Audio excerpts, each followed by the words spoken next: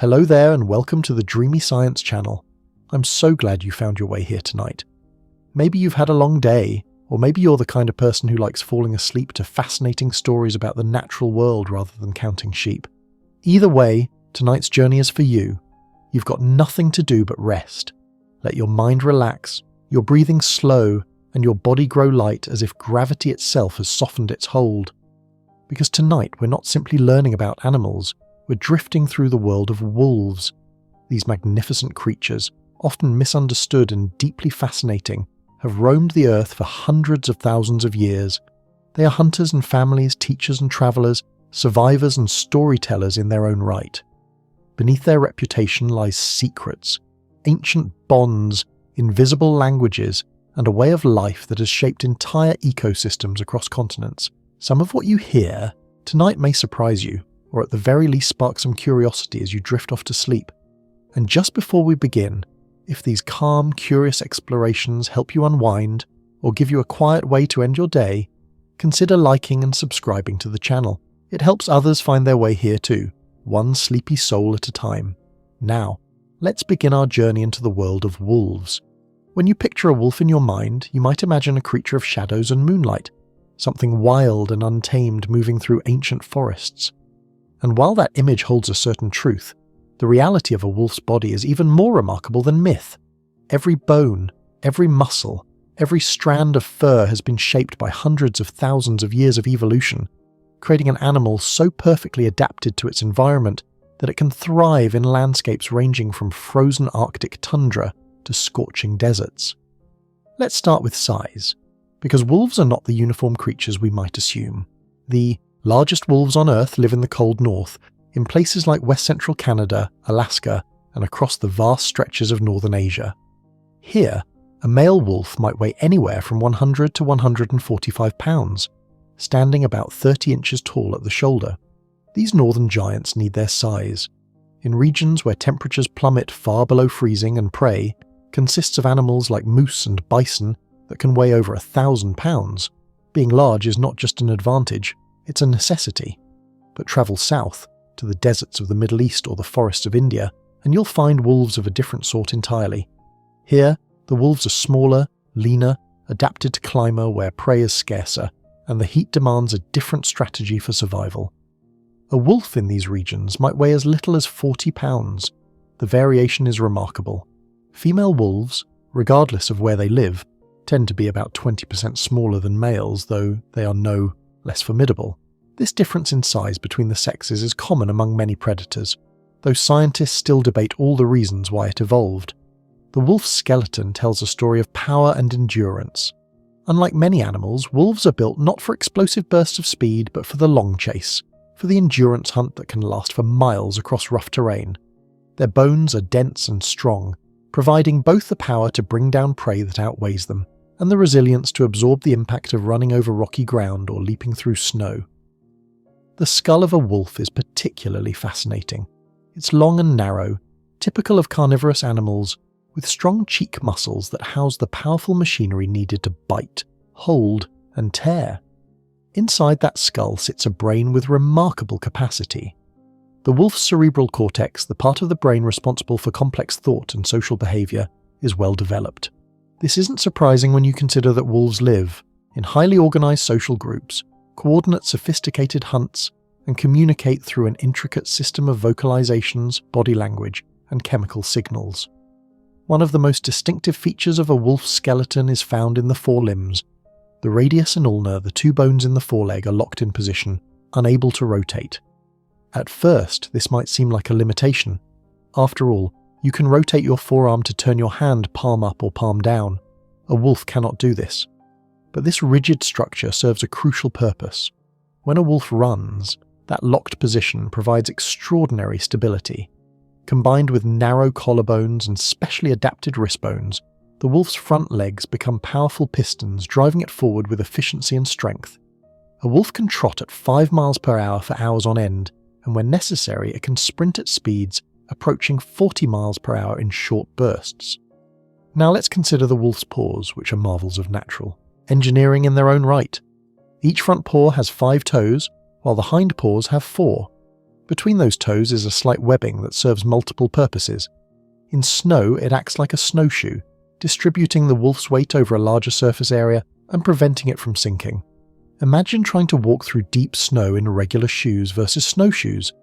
The wolf essentially has snowshoes built into its feet. The pads of a wolf's paw are tough and resilient, able to traverse sharp rocks, frozen ice, and burning sand with remarkable endurance. But they're also sensitive enough to detect subtle changes in terrain.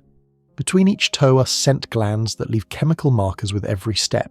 This means that as a wolf walks, it's simultaneously gathering information about the ground beneath its feet and leaving a trail that tells other wolves, "I was here." The claws are blunt but strong, providing traction on slippery surfaces and helping the wolf grip the ground as it runs. Unlike cats, wolves cannot retract their claws. They're always extended, always ready, always in contact with the earth. There's even a vestigial claw on each front paw called the dew claw, located higher up on the leg. It doesn't touch the ground during normal walking, but when a wolf needs to grip something, like the flank of fleeing prey, that dew claw can provide crucial extra purchase. Let's talk about teeth, because a wolf's mouth is truly an impressive piece of biological machinery. Adult wolves have 42 teeth in total. At the front are the incisors, small teeth used for nibbling meat off bones and for gripping. Behind those are the canines, 4 long, sharp teeth that can measure up to 2.5 inches in length. These are the weapons a wolf uses to grab and hold onto prey. But perhaps the most interesting teeth are the carnassials, specialized blade-like teeth located toward the back of the mouth. These work like scissors, slicing through meat and crushing bones. When you watch a wolf eat, you'll notice it often tilts its head to use these back teeth, working meat into smaller pieces with mechanical efficiency. The force a wolf can generate with its jaws is remarkable. Studies have measured bite forces of around 1,500 pounds per square inch, more than twice that of a German Shepherd. This power allows wolves to crack open the large bones of prey animals to access the nutritious marrow inside. The tongue of a wolf is rough, almost like sandpaper, and serves an important function beyond taste. After a kill, wolves use their tongues to clean meat from bones with surprising thoroughness. Nothing goes to waste. The tongue is also used in social bonding.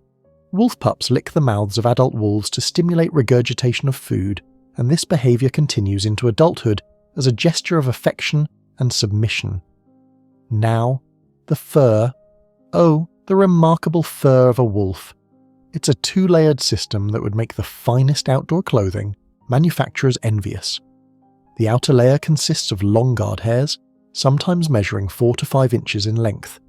These hairs are water resistant, shedding moisture and keeping the underlayer dry. When rain falls or snow melts on a wolf's back, the water simply beads up and rolls off.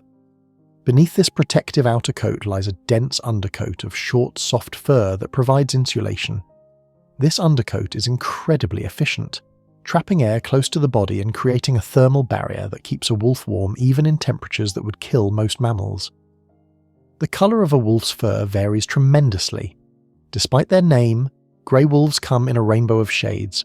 Some are nearly pure white, particularly those living in the Arctic regions where camouflage against snow is beneficial. Others are black, grey, brown, tan, or even reddish in hue. Many wolves display a combination of colours, with darker fur along the back and lighter fur on the belly and legs. This variation isn't just beautiful, it's functional, helping wolves blend into their specific environments. As winter approaches, wolves grow an even denser undercoat, sometimes adding as much as 30% more insulation. When spring arrives and temperatures warm, this undercoat is shed in large clumps. If you've ever seen a dog blow its coat, you have some idea of what this looks like. Wolves will rub against trees, rocks, and brush to help loosen the old fur, leaving tufts of soft grey fluff scattered across their territory. By summer, they're left with a thinner coat better suited to warmer weather. Come fall, the cycle begins again. The wolf's cardiovascular system is equally impressive. The heart is large and powerful, capable of pumping blood efficiently even during the extended chases that characterize wolf hunting. The lungs are capacious, housed in a deep chest that allows for the exchange of large volumes of air. When a wolf breathes deeply during a run, it's pulling in oxygen and expelling carbon dioxide with remarkable efficiency. One fascinating adaptation: wolves don't sweat. Unlike humans, who can cool ourselves by perspiring across our entire body, wolves rely primarily on panting to regulate their temperature. When a wolf becomes hot, it opens its mouth and breathes rapidly, allowing moisture to evaporate from the tongue and the lining of the respiratory tract. This evaporative cooling is surprisingly effective, though it does mean wolves need access to water more frequently than they might otherwise. The digestive system of a wolf is designed for a feast or famine lifestyle. In the wild, wolves might go days or even a week without food, then gorge themselves when a kill is made. An adult wolf can consume up to 20 pounds of meat in a single meal, roughly 20% of its body weight.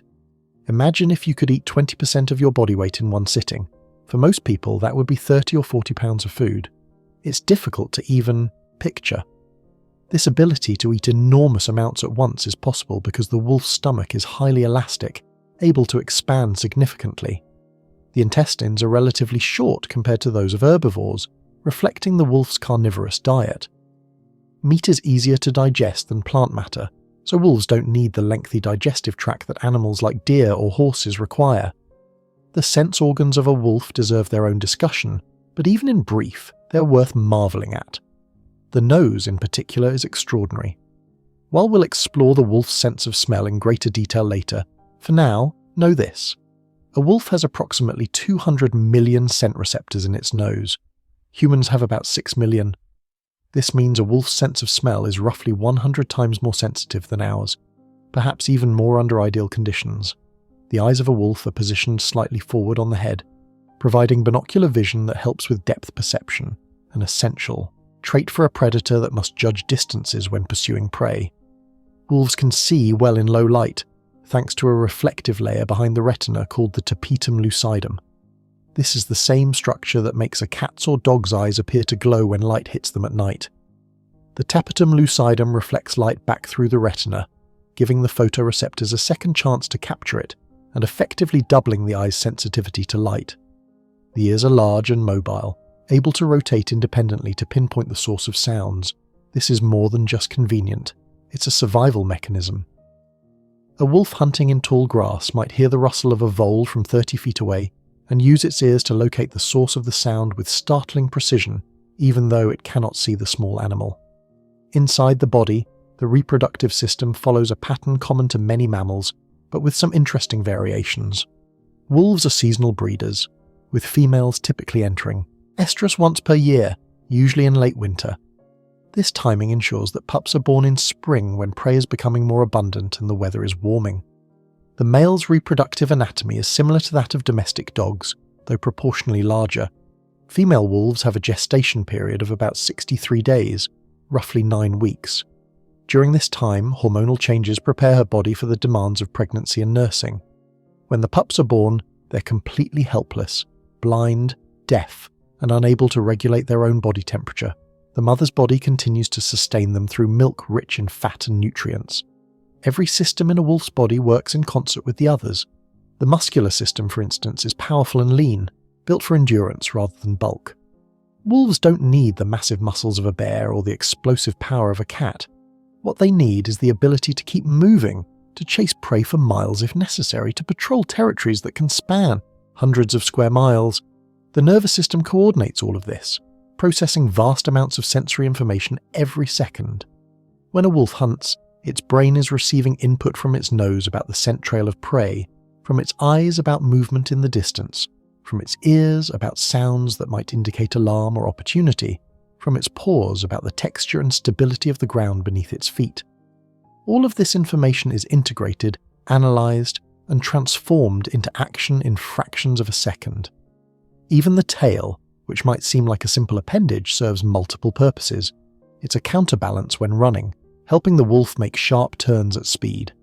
It's a communication device, with different positions signalling different emotional states or intentions to other wolves.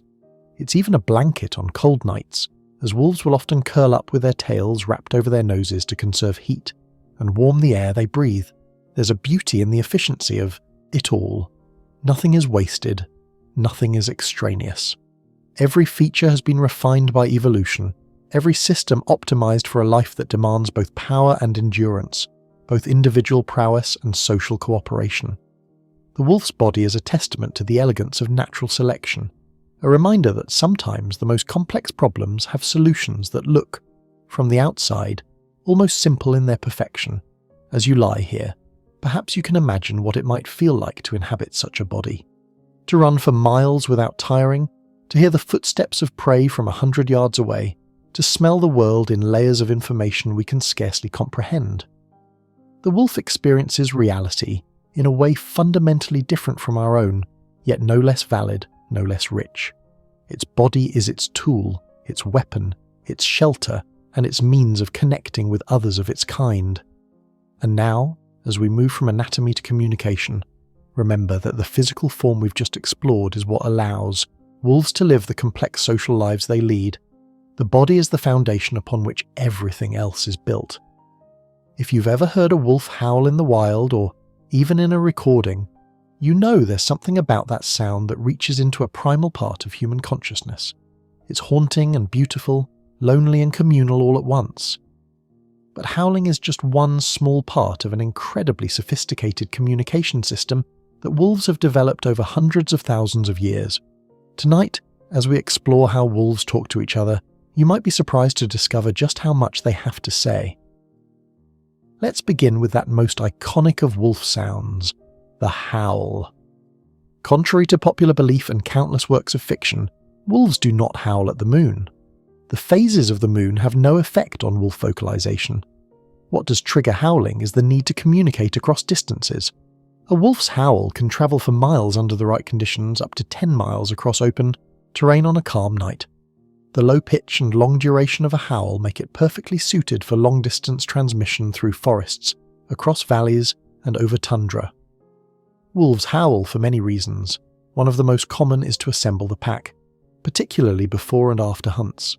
Imagine a pack spread out across several square miles of forest, each wolf investigating different areas for signs of prey. When it's time to come together, one wolf, often a parent or another senior pack member, will lift its head and howl. The sound carries through the trees, and one by one other pack members respond, their voices joining in a chorus that helps them triangulate each other's positions and coordinate their movements. Howling also serves to reinforce pack bonds. When wolves howl together in what's called a chorus howl, it's not just communication, it's celebration, a sonic affirmation of family ties and shared identity. If you listen carefully to recordings of pack howls, you'll notice something remarkable. Each wolf has a slightly different pitch and timbre to its voice. One might howl at a low resonant frequency, another might add higher notes. Together, these voices harmonize in ways that make the pack sound larger than it actually is to outsiders. This isn't accidental. When rival packs hear a howl from neighboring wolves, they're gathering information. How many wolves are in that pack? How strong do they sound? Should we retreat, or can we challenge them? By blending their voices in overlapping harmonies, a pack of 5 wolves might sound like 7 or 8, giving them an acoustic advantage in territorial disputes. There's also the solo howl, sometimes called the lonesome howl. This is emitted by a single wolf, often one that has become separated from the pack or is searching for companionship. The solo howl has a particular quality to it, a plaintive note that seems to carry an emotional weight. When researchers have studied these solitary howls, they've found that wolves are more likely to respond to howls from pack members with whom they have close relationships. A wolf seems to recognize the individual voices of its family members and responds more enthusiastically to those than to strangers. But howling is far from the only sound in a wolf's vocal repertoire. Wolves also bark, though not in the way domestic dogs do. A dog might bark continuously at a stranger or at nothing at all. Wolves are more conservative with their barking, using it primarily as an alarm signal. A mother wolf might bark to warn her pups of approaching danger. A sentry wolf might bark once or twice to alert the pack to an intruder, then fall silent, listening for a response or preparing to retreat. The fundamental frequency of a wolf's bark falls between 320 and 904 Hz, creating a sharp, attention-grabbing sound that's difficult to ignore. It's a punctuation mark in the wolf's vocabulary, a way of saying, "Pay attention, right? Now." Then there are growls, which everyone understands as a warning. A growl has a fundamental frequency of about 380 to 450 Hz, lower and more threatening than a bark. Wolves growl during food challenges when one wolf is warning another to back away from a kill. They growl during dominance displays when establishing or reinforcing hierarchy. Interestingly, wolf pups growl while playing, using the sound in a non-threatening context to practice the communication skills they'll need as adults. It's similar to how children might play fight, learning the boundaries of acceptable behavior in a safe environment. One variation of the howl is particularly interesting. Some howls are accompanied by a high-pitched whine, and this combination precedes a lunge attack. It's as if the wolf is saying, "I'm about to strike through sound," though of course the communication is instinctive rather than deliberate in the way human speech is deliberate. Still, the specificity is remarkable. Whining and whimpering occupy a different part of the emotional spectrum. These sounds are associated with anxiety, curiosity, and intimacy. A mother wolf might whimper to indicate her willingness to nurse her pups. A subordinate wolf might whine to signal submission to a more dominant pack member. Wolves also whine during friendly interactions, almost like a verbal smile, a way of saying, "I mean no harm, I'm happy to see you." The use of vocalizations by wolves is more sophisticated than was once believed. For years, scientists thought animal communication was primarily instinctive and rigid, with each sound having a fixed meaning. But research has shown that wolves use their vocalizations flexibly, combining different sounds and varying pitch and duration to convey different messages. It's not language in the human sense, but it's not simple either. It's a rich, nuanced system that serves their social and survival needs remarkably well. Now, as important as vocalizations are, they're only one channel of communication. Wolves are masters of body language, using posture, facial expressions, and movement to convey a wealth of information to each other and to other animals they encounter. Let's start with the tail, which in some ways acts like a mood ring that everyone can see. When a dominant wolf, such as a breeding parent, walks through the territory, the tail is often carried high, sometimes even slightly curled over the back. This high tail position signals confidence, authority, and status. Other wolves seeing this tail position understand immediately that they're in the presence of a high-ranking pack member. A wolf that's feeling neutral or relaxed holds its tail in a more horizontal position, neither high nor low. It's a visual signal that says, all is well, no threats, no challenges. When wolves play, they often wag their tails with the same enthusiasm as a domestic dog, communicating joy and excitement.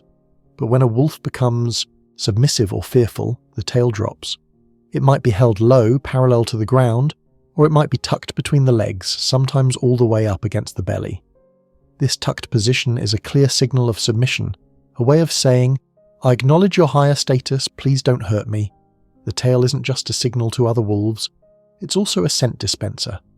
Wolves have scent glands located on the upper surface of the tail near the base. When a wolf raises its tail, it's also releasing scent into the air, making itself more visible chemically to other wolves. Conversely, tucking the tail helps suppress scent dispersal, making a submissive wolf less chemically obvious. The ears are equally expressive. A dominant or aggressive wolf holds its ears erect and pointed forward, sometimes even angled toward the target of its attention. The ears become radar dishes, both gathering information about sounds and broadcasting the wolf's alert, focused state. When a wolf is relaxed, the ears might be held more loosely, perhaps angled slightly to the side.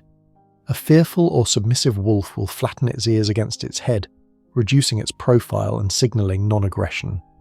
This ear position is often accompanied by other submissive behaviors, creating a comprehensive message that's difficult to misinterpret.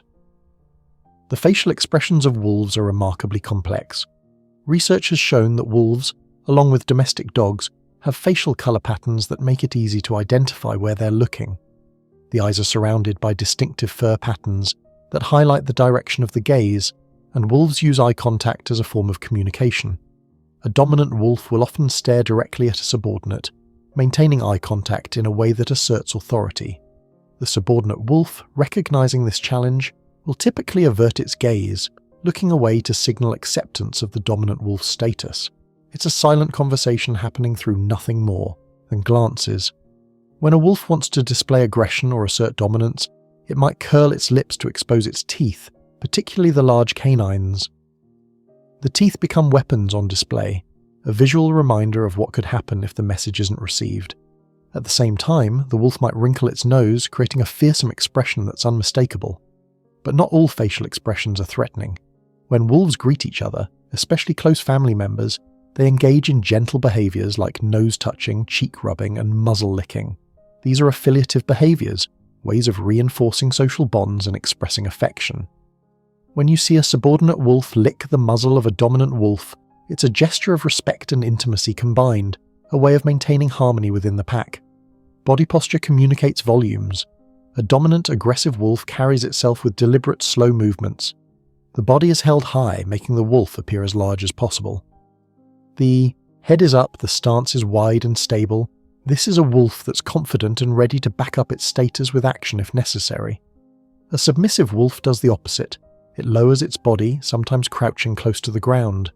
The head is lowered, sometimes extended forward in a stretch position that makes the wolf appear smaller and less threatening. This is called active submission, when the wolf approaches a dominant individual in this posture, often accompanied by tail wagging and muzzle licking. There's also passive submission, which is even more extreme. A submissive wolf will roll onto its side or back, exposing its belly and throat, the most vulnerable parts of its body. This is an ultimate gesture of surrender and trust, a way of saying, "I am completely at your mercy. Please recognize my submission and don't harm me." Interestingly, when wolves play, they often use modified versions of these same signals. A wolf initiating play will perform a playbow, lowering the front of its body while keeping its rear end in the air. The tail is usually wagging, and the wolf's face has a loose, relaxed expression. This play bow is an invitation, a way of saying, "What comes next is not serious. Let's have fun." During play, wolves will engage in mock battles, chasing each other, wrestling, and even inhibited biting where they carefully control the force of their jaws. Larger wolves often self-handicap when playing with smaller pack members, deliberately holding back their strength to keep the interaction fun rather than harmful. This ability to moderate behaviour, to distinguish between play and real aggression, speaks to a level of social intelligence that's quite remarkable. But perhaps the most sophisticated form of wolf communication is one we can't see with our eyes: scent marking. Wolves have an extraordinary sense of smell, which we'll explore in detail later, and they use chemical communication in ways that are both territorial and social. The most studied form of scent marking is raised leg urination. Male wolves, particularly dominant ones, will lift one leg and urinate on vertical objects like trees, rocks, or bushes. This behaviour elevates the urine to nose height for other wolves, maximizing its detectability. The urine contains a complex mixture of chemicals that convey information about the marking wolf's identity, sex, health, and reproductive status.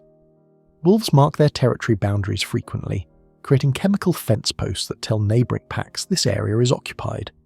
When wolves encounter the scent marks of strangers or rivals, they often mark over them, essentially erasing the other pack's signature and replacing it with their own. It's a form of olfactory graffiti, a way of asserting ownership without the need for physical confrontation. Female wolves also scent mark, though they typically use a squatting posture rather than raising a leg. During breeding season, a female's urine undergoes chemical changes that advertise her reproductive readiness to males. A male can detect these changes from a significant distance, allowing him to know when a female is entering estrus without needing to see her. Wolves also have anal glands that produce secretions with distinct chemical signatures. When wolves greet each other, they often engage in anal sniffing, gathering information about the other wolf's identity, health, and emotional state. It might seem crude by human standards, but for wolves, it's a perfectly normal and informative exchange. The scent glands between a wolf's toes leave chemical markers with every step, creating a trail that other pack members can follow. This is particularly useful when the pack is spread out across a large territory. A wolf can literally follow the scent trail of its family members, using chemical breadcrumbs to navigate and reunite. Wolves also engage in a behaviour called scent rolling, where they find something with a strong smell, often carrion or the scat of another animal, and roll in it enthusiastically, covering their fur with the scent. Scientists aren't entirely sure why wolves do this. Some theories suggest it's a way to mask their own scent when hunting. Others propose it's a form of information gathering, bringing the smell back to the pack to communicate, "I found something interesting." During the breeding season, the complexity of chemical communication increases. The breeding pair may leave double scent marks, with both male and female marking the same spot. This advertises their paired status to other wolves and serves as a warning to rivals to stay away. The chemical composition of these marks changes throughout the female's estrus cycle, providing a dynamic message that evolves over time. Touch is another important form of communication. Wolves are highly tactile animals, frequently engaging in physical contact with pack members. They'll rest together in close piles, particularly in cold weather, sharing body heat and reinforcing social bonds. They'll groom each other, using their teeth and tongues to remove parasites and loose fur. This grooming isn't just practical, it's social, a way of spending time together and maintaining relationships. When wolves return to a den or rendezvous site after being away, they often engage in an enthusiastic greeting ritual involving lots of tail wagging, jumping, licking, and vocalizing. These rallies are expressions of pack unity and affection, moments where the emotional bonds that hold the pack together are actively reinforced.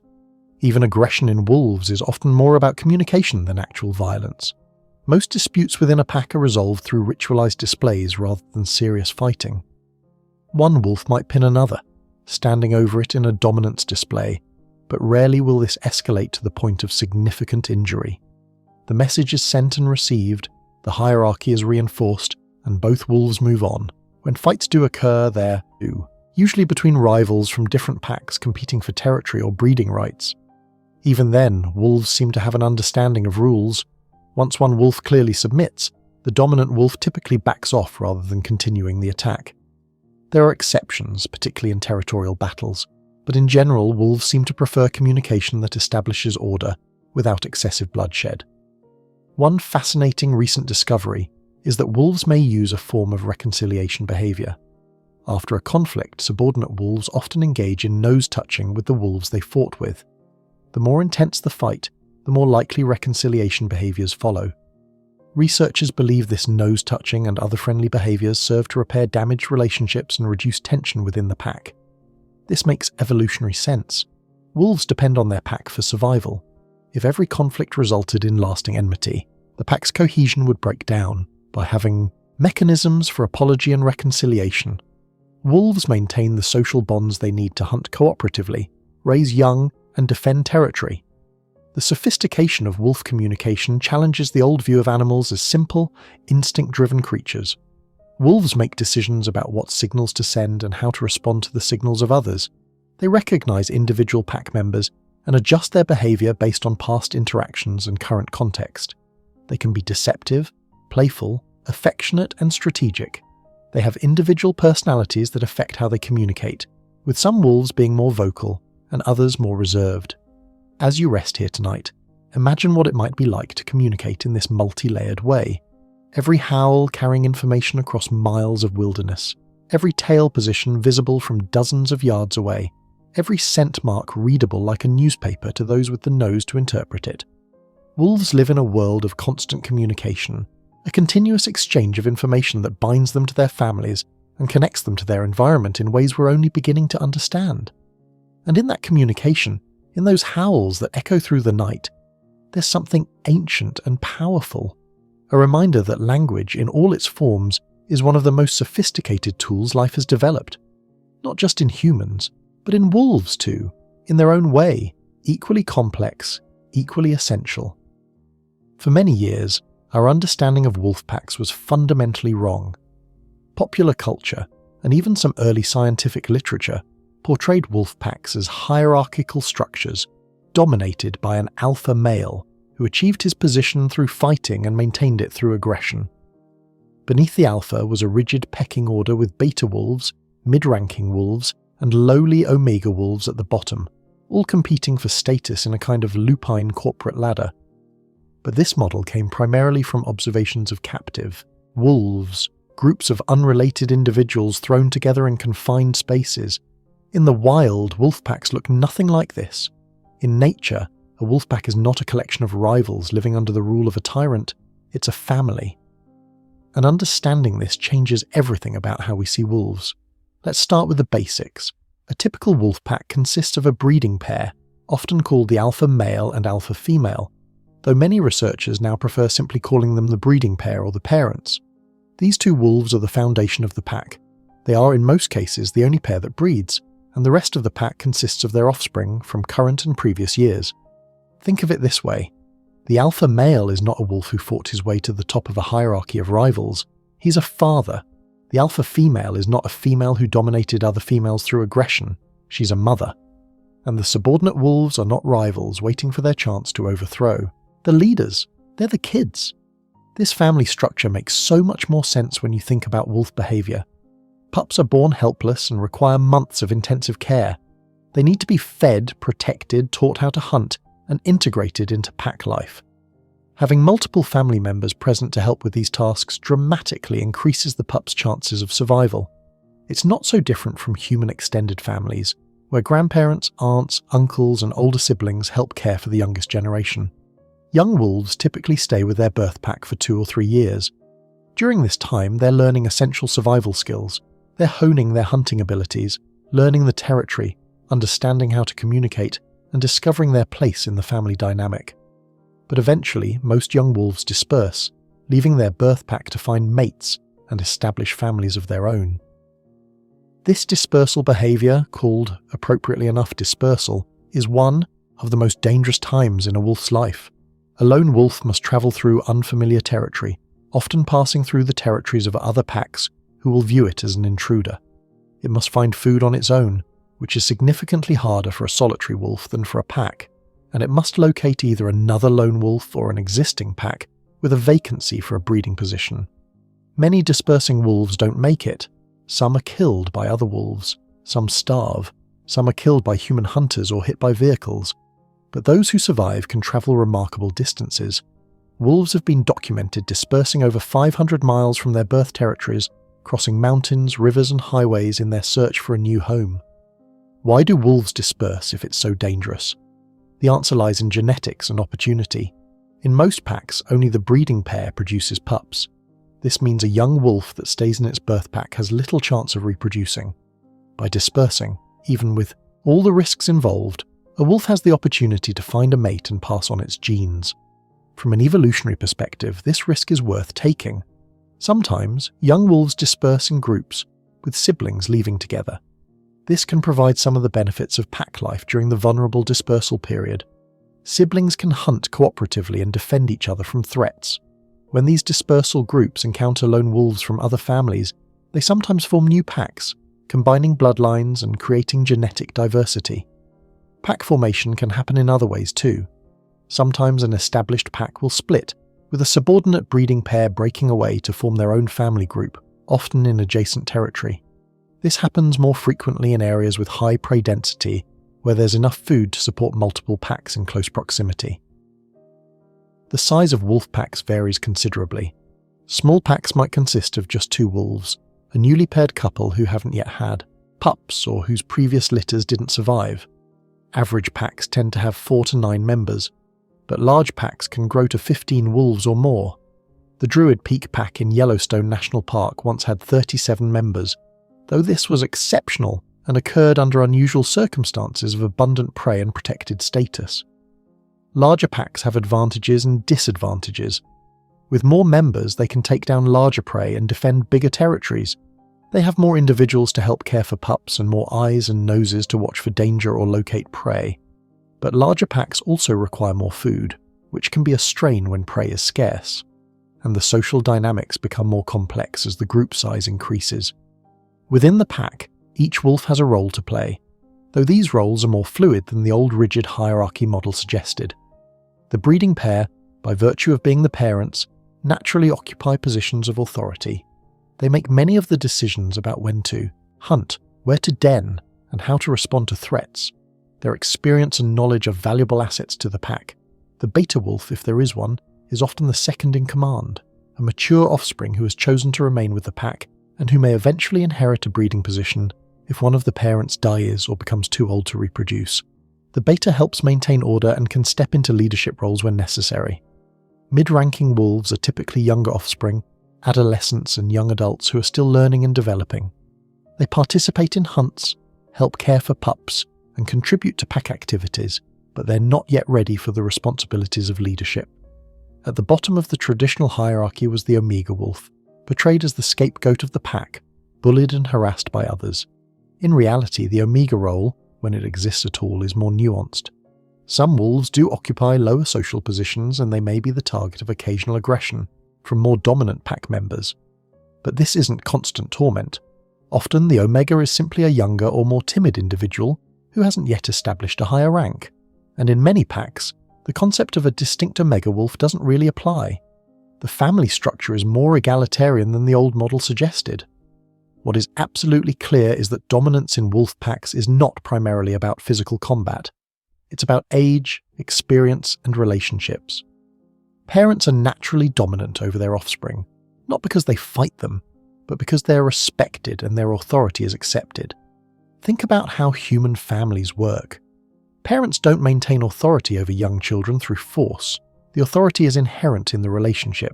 Wolf packs function similarly. When dominance displays do occur, they're often ritualized rather than violent. A dominant wolf might stand over a subordinate, place a paw on the subordinate's shoulder, or stare directly at them. The subordinate responds with submissive behaviors like crouching, licking the dominant wolf's muzzle, or rolling over to expose the belly. These exchanges reinforce the social structure without anyone getting hurt. Food is one area where rank becomes more obvious. When a pack makes a kill, the breeding pair typically eats first and consumes the choicest parts. This isn't selfishness, it's practicality. The breeding pair needs to maintain their health and strength to continue leading the pack and producing pups. Once they've eaten their fill, other pack members take their turns, with higher-ranking wolves generally having priority. But even this isn't absolute. If pups are present, adult pack members often bring food to them first, regurgitating partially digested meat for the young wolves to eat. The survival of the pups is paramount, and all pack members contribute to ensuring they're well fed. Sometimes a low-ranking wolf will even be allowed to feed alongside higher-ranking individuals if food is abundant. The bonds within a wolf pack run deep. Wolves are intensely social animals, and they form strong emotional attachments to their family members. When a wolf is injured or sick, other pack members often show concern, staying close and sometimes bringing food to the incapacitated wolf. When a pack member dies, particularly a breeding parent or a long-time member, surviving wolves may show signs of grieving, howling more frequently, or appearing listless and subdued. There's a documented case of a wolf pack whose alpha male died, and for 3 weeks afterward a single wolf was heard howling every night. The observers believed it was his brother, mourning the loss. While we must be careful not to over-anthropomorphize attributing human emotions to animals when simpler explanations might suffice, the evidence for emotional depth in wolves is compelling. They're not just survival machines following instinct, they're thinking, feeling beings with complex, inner lives. Play is an important part of pack life at all ages, though it's most frequent among pups and adolescents. When wolves play, they engage in behaviors that mirror hunting, fighting, and other survival skills, but in a safe, non-threatening context.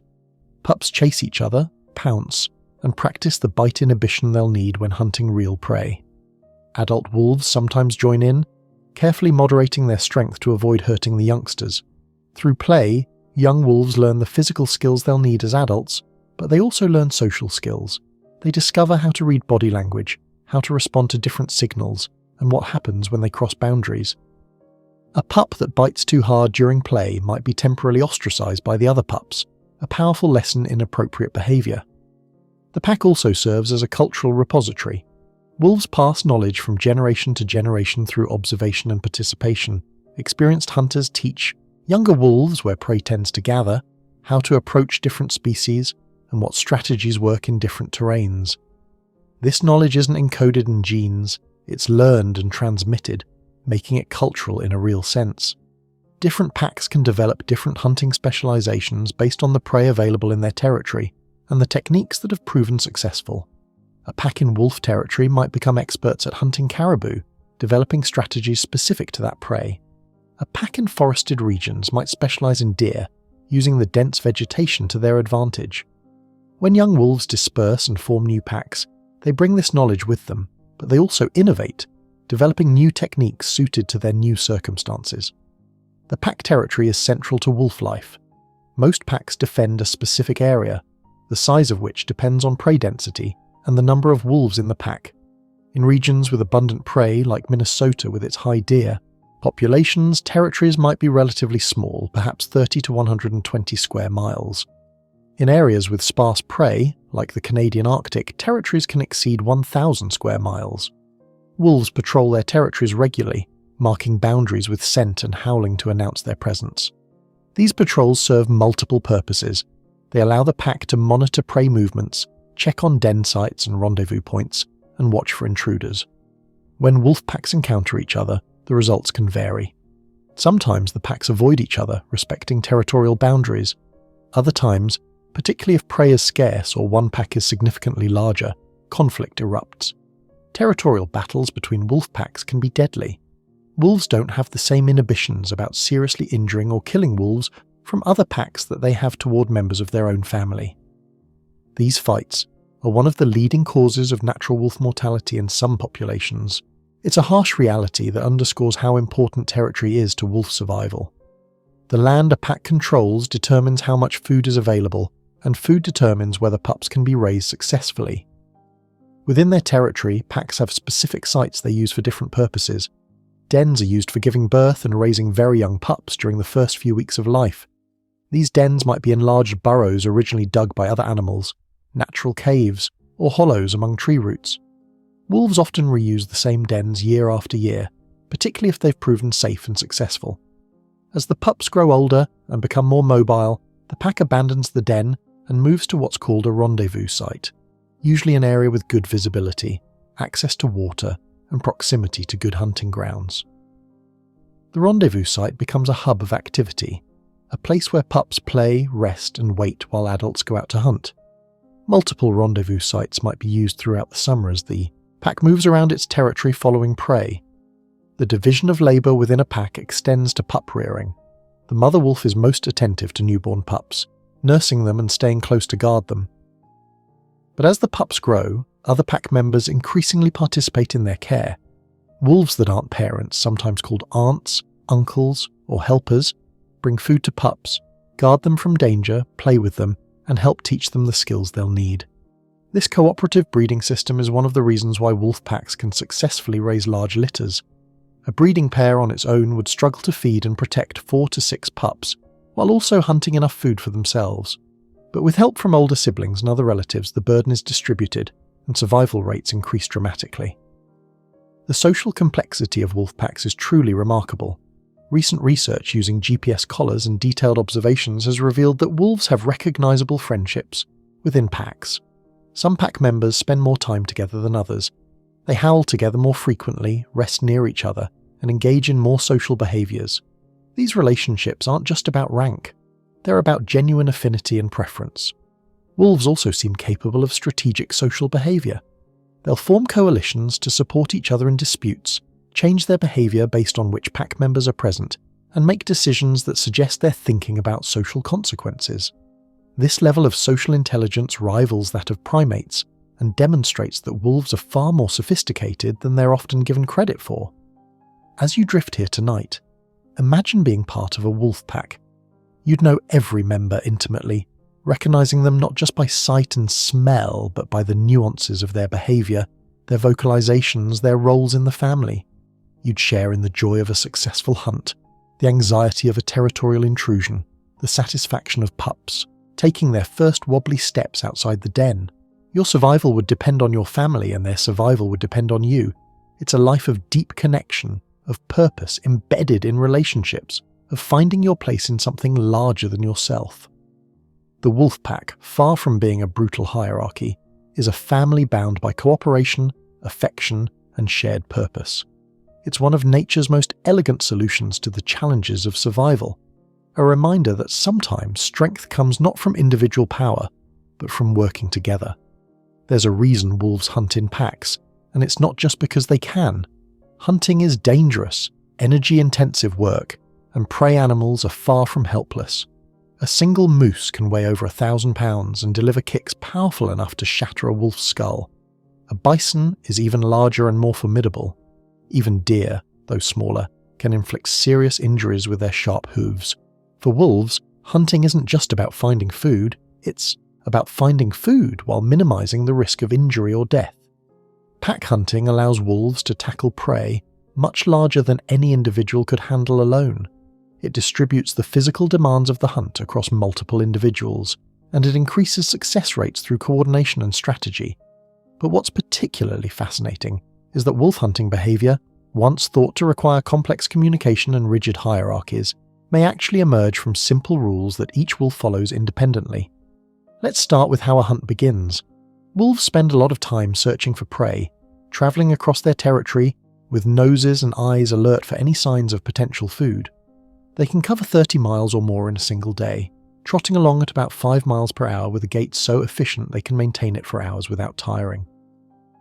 When wolves detect prey, perhaps through scent carried on the wind or the distant sound of hoofbeats, they become focused and alert. The pack converges, moving together toward the source of interest. This is when you might see the highly coordinated behavior that makes wolf hunting look so strategic and intentional. Research using computer simulations has suggested that much of this coordination might emerge from just 2 simple rules that each wolf follows. First, move toward the prey until you reach a minimum safe distance. Second, when at that safe distance, move away from other wolves who are also at the safe distance from the prey. That's it. No complex communication needed, no leadership hierarchy required. Each wolf simply follows these 2 rules based on its own perception of the prey and the other wolves, and the result is the encircling behavior that wolves are famous for. As wolves approach prey, they naturally space themselves around the animal, because each wolf is trying to get close, while also maintaining distance from the other wolves already at the optimal distance. The prey, sensing danger from multiple directions, becomes confused about which direction to flee. When it does try to escape, it often runs directly toward one of the wolves that had been hanging back, creating what looks like an ambush, but might just be a byproduct of the positioning. Of course, real wolf hunting is more complex than any computer simulation can fully capture. Wolves do communicate during hunts, though often subtly, through body language and vocalizations. They do have individual roles based on their capabilities and experience. Older, more experienced wolves might take strategic positions that require less physical exertion, but more knowledge about prey behavior. Younger, faster wolves might do more of the active chasing. The actual hunt unfolds in stages. First comes the location and approach, where wolves try to get as close to prey as possible before being detected. Prey animals are vigilant, and once they spot wolves, they'll either flee or, if they're healthy and confident, stand their ground. Wolves have learned to recognize this distinction. A healthy adult moose that stands calmly, watching the approaching wolves, is signaling, "I'm too strong and healthy for you to bother with." Wolves often assess prey in this way, testing them to see if they show signs of weakness, injury, or youth that would make them vulnerable. If the prey flees, the chase begins, and this is where the endurance of wolves becomes crucial. Unlike cats, who are sprint hunters relying on explosive bursts of speed over short distances, wolves are marathon runners. They can maintain a steady pace for miles, wearing down prey animals that might initially be faster but can't sustain that speed. A wolf pack chasing a herd of elk, for example, will test multiple individuals, chasing one for a while, then switching to another that seems to be lagging. They're looking for any sign of vulnerability. An animal that's limping, breathing hard, struggling to keep up with the herd, these are the ones the wolves will focus on. In this way, wolves often inadvertently strengthen prey populations by culling the sick and weak, a harsh reality of nature that nonetheless has ecological significance. The chase itself can last from a few hundred yards to several miles. Wolves can reach speeds of around 40 miles per hour in short bursts, but more typically they run at 20 to 30 miles per hour during extended chases. Prey animals are often faster initially, but as minutes turn to tens of minutes, fatigue becomes a factor. Throughout the chase, the pack maintains a level of coordination that's remarkable to observe. Different wolves take turns in the lead position, spelling each other in a sort of relay. This allows the pack to maintain pressure on the prey without any individual wolf becoming completely exhausted. It's not clear if this relay behavior is intentional strategy or simply emerges from individual wolves making decisions about their own energy expenditure, but the result is the same: sustained pressure that gradually wears down the prey. When wolves finally close in on exhausted prey, the kill itself is swift but brutal. Wolves target the hindquarters and flanks, using their powerful jaws to deliver disabling bites. Large prey might be brought down by multiple wolves attacking simultaneously, each grabbing hold of the animal and using their weight to pull it off balance. Once the prey is down, wolves will often go for the throat or nose, suffocating the animal. It's not pretty, but it's generally faster than we might imagine, usually taking minutes rather than the prolonged suffering sometimes depicted in popular media. Not every hunt is successful. In fact, most hunts fail. Success rates vary depending on the prey species, the terrain, the experience of the pack, and sheer luck. But estimates suggest that wolves are successful in perhaps 1 out of every 10 to 20 attempts when hunting large prey like moose or elk. With smaller, more numerous prey like deer, success rates can be higher, maybe 20 to 30%. These failure rates mean that wolves live with constant uncertainty about food. They might go days without a successful kill, and this is why they gorge themselves when food is available. An adult wolf can consume up to 20 pounds of meat in a single sitting, about 20% of its body weight. If you weigh 150 pounds, imagine eating 30 pounds of food in one meal. It's almost inconceivable, but for wolves, it's an essential adaptation to their feast or famine lifestyle. After a successful kill, the pack feeds according to social rank, at least to some degree. The breeding pair typically eats first, taking the most nutritious organs like the liver and heart. Other pack members then feed, with higher-ranking individuals generally getting better access. But this isn't absolute. If the kill is large, there's plenty for everyone, and the feeding order becomes less important. What's particularly interesting is what happens with pups. When pups are too young to join the hunt, adult wolves will eat at the kill site, then return to the den or rendezvous site and regurgitate food for the pups. The pups have actually learned to trigger this response by licking the adults' muzzles, much like they did when soliciting milk from their mother. It's a beautiful example of behaviour being repurposed for a new function as the pups develop. The pack's relationship with a kill site is also worth noting. Wolves will stay near a large kill for several days, feeding periodically until the carcass is consumed. They'll defend it from scavengers like ravens, coyotes, and bears, though the defence varies based on the size and confidence of the intruder. A single raven can be chased off easily, a large brown bear. Wolves might wisely choose to let the bear take what it wants and wait for it to leave. Interestingly, wolves also cache food when possible. If they've had a particularly successful hunt and can't consume all the meat immediately, they'll sometimes bury portions in the ground or cover them with snow, creating a food reserve for leaner times. They'll mark these caches with urine to identify them and deter other scavengers from eating them. The seasonality of hunting is another important aspect. In many regions, prey availability changes with the seasons.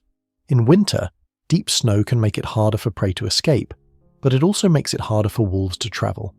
In summer, prey animals are typically in better condition, having spent months grazing on lush vegetation, but they're also more alert and agile.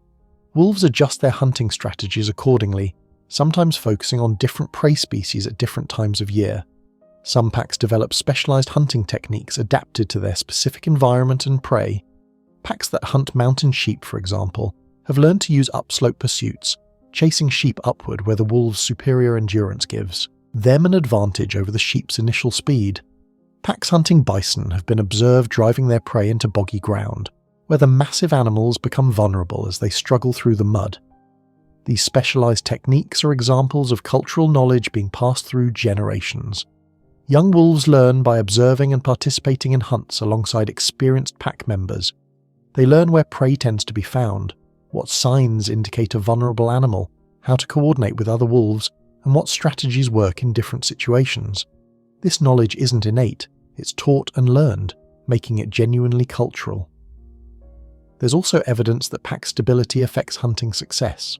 Packs with stable membership, where wolves have been hunting together for years, tend to have higher success rates than packs that have recently lost members or gained new ones. Familiarity breeds coordination. Wolves that know each other well can anticipate each other's movements and work together more smoothly. What's striking about all of this is the balance between individual capability and cooperative effort. Each wolf in a pack is a formidable predator in its own right, with powerful jaws, sharp senses, and impressive endurance. But by hunting together, they amplify their abilities. They can tackle prey no individual could manage alone. They can sustain hunts that would exhaust a solitary hunter, and they can share the risks and rewards of this dangerous work. As you rest here tonight, imagine the hunt unfolding across miles of wilderness. The patient search, noses to the wind, the moment of detection when scent or sound reveals the presence of prey. The approach, careful and coordinated, the explosive burst of energy as the chase begins, the relentless pursuit across rough terrain, over streams, through forests, the final moments when exhaustion overcomes the prey and the pack closes in. And then, after all that effort, the shared meal, the pack resting, together with full bellies, storing energy for the lean days that inevitably come. Wolf hunting is a testament to the power of cooperation, to the advantages that come from working together toward a common goal. It's not about domination or competition within the pack. It's about family members combining their strengths, compensating for each other's weaknesses, and succeeding together where they might fail alone.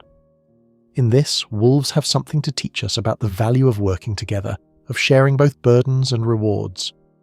Every wolf alive today began the same way, as a tiny, helpless pup, completely dependent on its mother and the pack for survival. The journey from that vulnerable beginning to becoming a full-fledged member of the pack and eventually dispersing to start a family of its own is a story of growth, learning, and transformation that spans years. Tonight, let's follow that journey from its very beginning. The cycle starts with breeding season, which typically occurs in late winter between February and March in most wolf populations. The timing is carefully calibrated by evolution. Pups born in spring have the entire summer to grow and develop before facing their first winter, and their birth coincides with the season when prey animals are giving birth as well, providing easier hunting for the pack. Only one pair in a pack typically breeds, usually the founding pair or breeding pair. This isn't because other adult wolves are physically incapable of reproduction. Rather, it's a social arrangement that makes sense from a survival perspective. Raising one litter successfully requires the effort of the entire pack. Multiple litters would strain resources and divide attention, potentially resulting in lower survival rates for all pups involved. In areas with exceptionally high prey density, such as Yellowstone National Park during certain periods, multiple breeding pairs within a single pack have been observed. But this is the exception rather than the rule. Most of the time, subordinate wolves suppress their reproductive behavior, waiting until they've dispersed and formed their own packs before breeding. The courtship between the breeding pair is an important part of pack social life. It's not brief or casual. Wolves mate for life in most cases, and the relationship between breeding partners is reinforced throughout the year through affiliative behaviors like sleeping close together, greeting each other with enthusiasm, and coordinating their activities. When breeding season arrives, this bond is expressed through increased togetherness and specific courtship behaviors.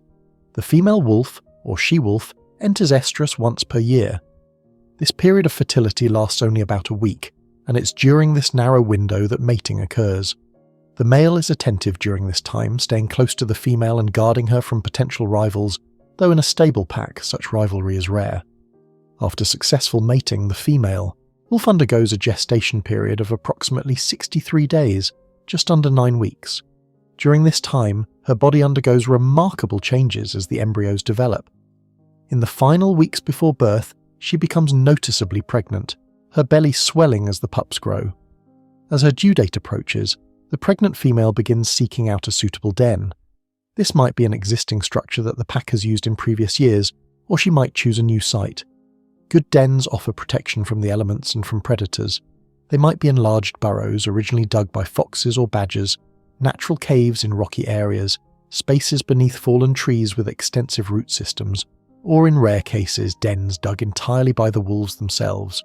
The den doesn't need to be large. The entrance tunnel might extend 6 to 13 feet underground, opening into a chamber just big enough for the mother and her pups. The important thing is that it's dry, secure, and not prone to flooding. In late April or early May, after about 2 months of pregnancy, the pups are born. A typical litter consists of 4 to 6 pups, though litters can range from 1 to 11 in exceptional cases. Each pup weighs approximately 1 pound at birth. They're born with their eyes closed, their ears sealed shut, and very little fur. They cannot see, hear, or regulate their own body temperature. They are, in every sense, completely helpless and entirely dependent on their mother for survival. The mother wolf during these first days is extraordinarily attentive. She rarely leaves the den, nursing the pups and keeping them warm with her body heat. The pups spend almost all their time either nursing or sleeping, growing rapidly on their mother's rich milk. Other pack members bring food to the mother, allowing her to produce milk without needing to hunt. For the first 2 weeks of life, the pups exist in a world of touch, warmth, and hunger. Their eyes remain closed, their ears sealed, but already, important development is occurring. Their sense of smell is functional from birth, allowing them to locate their mother's teats and begin forming early bonds based on scent. Around 2 weeks of age, a remarkable transformation begins. The pup's eyes open. Initially, they have blue eyes, though these will change to the amber or yellow colour typical of adult wolves over the coming weeks. Even with open eyes, their vision is limited at first, improving gradually as their visual cortex develops. Shortly after their eyes open, their ear canals unseal, and suddenly the world of sound becomes available to them. They can hear their mother's movements, the vocalizations of pack members outside the den, and the sounds of the environment around them. This sensory awakening marks the beginning of their active engagement with the world. By 3 weeks old, the pups are mobile enough to begin exploring the den chamber. They tumble over each other, play fighting in ways that look adorable but are actually important for developing motor skills and social behaviours. Even at this young age, dominance relationships begin to form. Some pups are more assertive, others more submissive. These early interactions help establish patterns that may persist into adulthood. At about 3 to 4 weeks, the pups begin to be weaned from milk to solid food. This transition is managed through regurgitation. Adult wolves who have been feeding at kill sites return to the den, and the pups instinctively lick the adult's muzzles. This licking triggers a regurgitation reflex, and the adult brings up partially digested meat that the pups can eat. It sounds unpleasant by human standards, but it's a perfect system for wolves.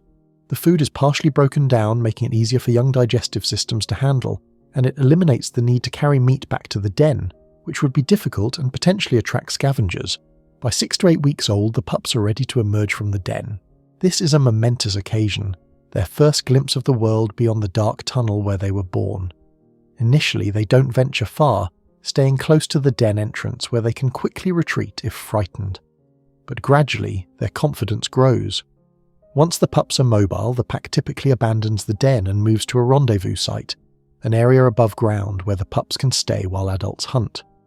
Rendezvous sites are usually in areas with good visibility, access to water, and cover from extreme weather.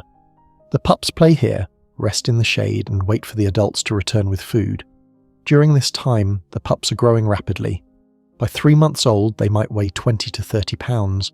Their milk teeth are being replaced by adult teeth, a process that involves some discomfort and a lot of chewing on whatever they can find. They're learning constantly, watching the adult wolves and imitating their behaviours. Socialization is crucial during these months. The pups are learning the complex communication system of wolves, practicing their howls, which sound comically bad at first, testing different body postures, and discovering through trial and error what behaviours are acceptable and which ones result in a reprimand from an adult. All pack members participate in the education of the pups. The breeding pair obviously invests the most time and energy, but older siblings and other relatives also play important roles. They guard the pups from danger, bring them food, play with them, and help teach them essential skills. This cooperative pup rearing, called alloparenting, is one of the keys to the wolf pack's success. By fall, when the pups are around 6 months old, they're nearly full-sized, though they're still gangly and awkward compared to the mature adults. They begin accompanying the pack on hunts, though initially just observing from the periphery. This is when their real education in hunting begins. They watch how adults approach, prey, coordinate their movements, and make kills. They learn which prey animals to target and which to avoid. During their first winter, these young wolves, now called yearlings, face significant challenges. Food can be scarce, weather is harsh, and they must rely on everything they've learned in their few months of life. Mortality among yearlings can be high. Some starve, some freeze, some are killed by prey animals defending themselves, and some fall victim to other predators. Those who survive to their first birthday have accomplished something significant. They're no longer helpless pups, but junior members of the pack with skills and experience. They continue to develop through their second year, participating more actively in hunts and pack activities. By age 2 or 3, young wolves face a critical decision: stay with the birth pack or disperse to seek breeding opportunities. Most choose dispersal, driven by a biological imperative to reproduce. This is a dangerous time. Dispersing wolves are vulnerable, travelling through unfamiliar territory, often crossing the territories of other packs who may attack them. The journey of a dispersing wolf can take weeks or months. Some travel hundreds of miles. They're searching for one of two things: another lone wolf of the opposite sex with whom they can pair and form a new pack, or an existing pack that has lost a breeding individual and needs a replacement. Finding a mate and suitable territory is not easy. Many dispersing wolves don't succeed. Some are killed by resident packs defending their territory. Some starve, unable to hunt effectively alone. Some are killed by humans. But those who do succeed in finding a mate and establishing a territory can look forward to the opportunity to start the cycle anew, to raise their own pups and form their own family.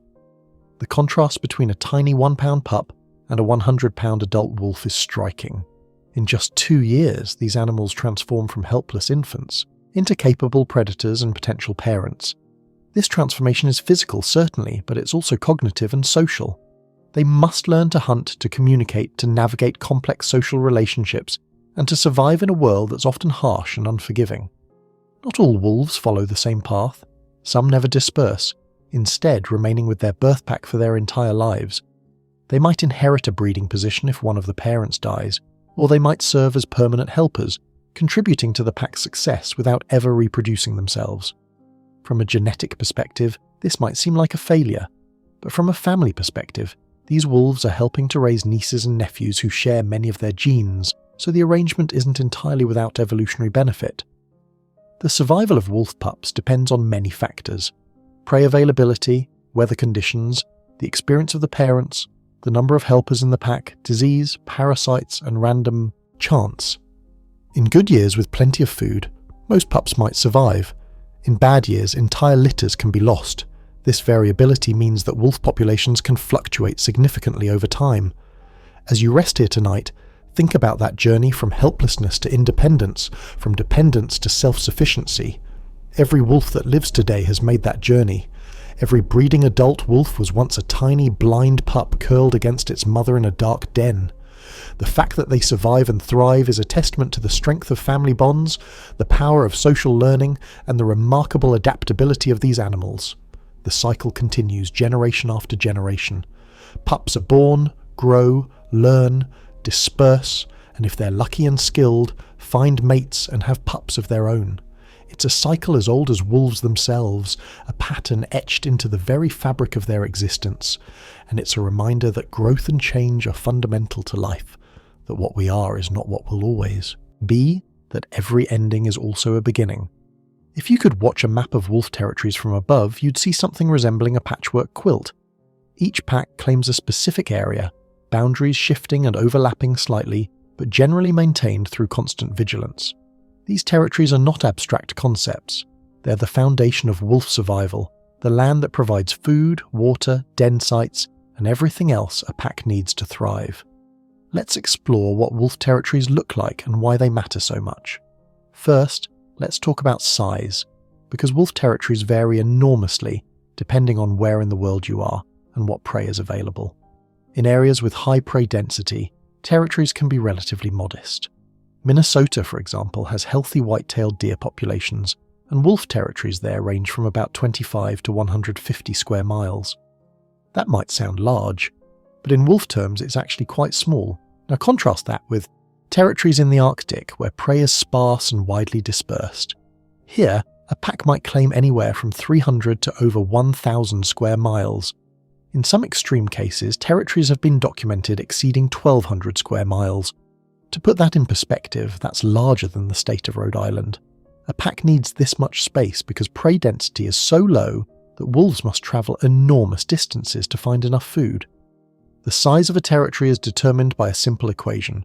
How much land does the pack need to find enough prey to survive and raise pups? If prey is abundant, less land is needed. If prey is scarce, more land is required. Pack size also matters. A large pack with 10 or 12 wolves needs more food than a small pack with 4 wolves, so they typically claim larger territories.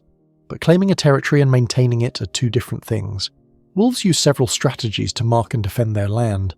The most obvious is scent marking. As we discussed earlier, wolves urinate on prominent objects throughout their territory, with concentration at the boundaries. These scent marks serve as no trespassing signs to other wolves. The frequency of scent marking increases near territorial boundaries and in areas where the pack has detected signs of intruders. It's a chemical warfare of sorts, with each pack trying to saturate the boundary zones with their scent to make their presence undeniable. When a wolf pack encounters the scent marks of a rival pack, they often mark over them, essentially erasing the rival's signature and replacing it with their own. Howling serves a similar territorial function. When wolves howl, particularly chorus howls involving the entire pack, they're advertising their presence. The message is both internal and external. To pack members, it's a rallying call and a reaffirmation of group identity. To outsiders, it's a warning. This area is occupied by a strong cohesive pack. Stay away. Different packs can often recognize each other by their howls. Each pack has a unique vocal signature, a combination of individual voices that identifies them as surely as a fingerprint. When a pack hears the howls of neighbours, they can estimate how far away those neighbours are and whether they represent an immediate threat. Physical patrols are another essential part of territorial maintenance. Wolf packs regularly travel through their territory, not just looking for food, but also checking for signs of intrusion. They investigate fresh scent marks, follow tracks, and remain vigilant for any indication that another pack has crossed into their land. What happens when territorial boundaries are violated? It depends. If a lone dispersing wolf crosses through a pack's territory, the resident pack might chase it away, kill it, or in rare cases, accept it if the pack has a vacancy and the newcomer behaves submissively. The outcome often depends on the pack's current needs and the intruder's behaviour. When two full packs encounter each other, the situation becomes more dangerous. These confrontations can escalate to serious fighting. Wolves from different packs don't have the social inhibitions that prevent them from seriously injuring family members. They will attack with full force, and wolves are killed in these territorial battles regularly. In some populations, conflict with other wolf packs is one of the leading causes of death. Territories aren't static. They shift over time in response to changes in prey populations, pack size, and the death or dispersal of pack members. If a pack loses its breeding pair, and the remaining members are young and inexperienced, neighbouring packs might expand into the now weakly defended territory. If a pack grows large and successful, it might expand its territory at the expense of weaker neighbours. Sometimes, large packs will split, with a subordinate breeding pair breaking away and claiming adjacent territory. This can happen when there's enough prey to support multiple packs in close proximity, and when competition for resources within the pack outweighs the benefits of staying together. Now let's zoom out from individual territories and look at the broader geographic range of wolves. Wolves once had one of the widest distributions of any land mammal on Earth, second perhaps only to humans. They inhabited most of the northern hemisphere, from Mexico to the Arctic Circle, across all of Europe, into the Middle East, across Asia, and even into parts of North Africa. This extraordinary range was possible because wolves are remarkably adaptable. They can thrive in almost any habitat that has sufficient prey and isn't too densely populated by humans. You can find wolves in frozen Arctic tundra, where temperatures plunge to -50 degrees and the sun doesn't rise for months. You can find them in temperate forests, grasslands, even moderate deserts. The only habitats wolves generally avoid are tropical, rainforests and extremely arid deserts, though even these rules have exceptions. In the Arctic, wolves have evolved specific adaptations to extreme cold. Their fur becomes incredibly dense, and they've developed behaviours like curling into tight balls with their tails over their noses to conserve heat. Some Arctic wolves are nearly pure white, providing camouflage against the snow.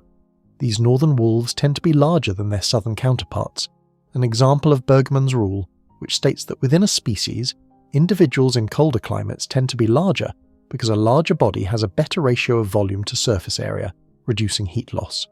In forests, wolves use the dense vegetation to their advantage when hunting, approaching prey under cover and using the complex terrain to coordinate ambushes.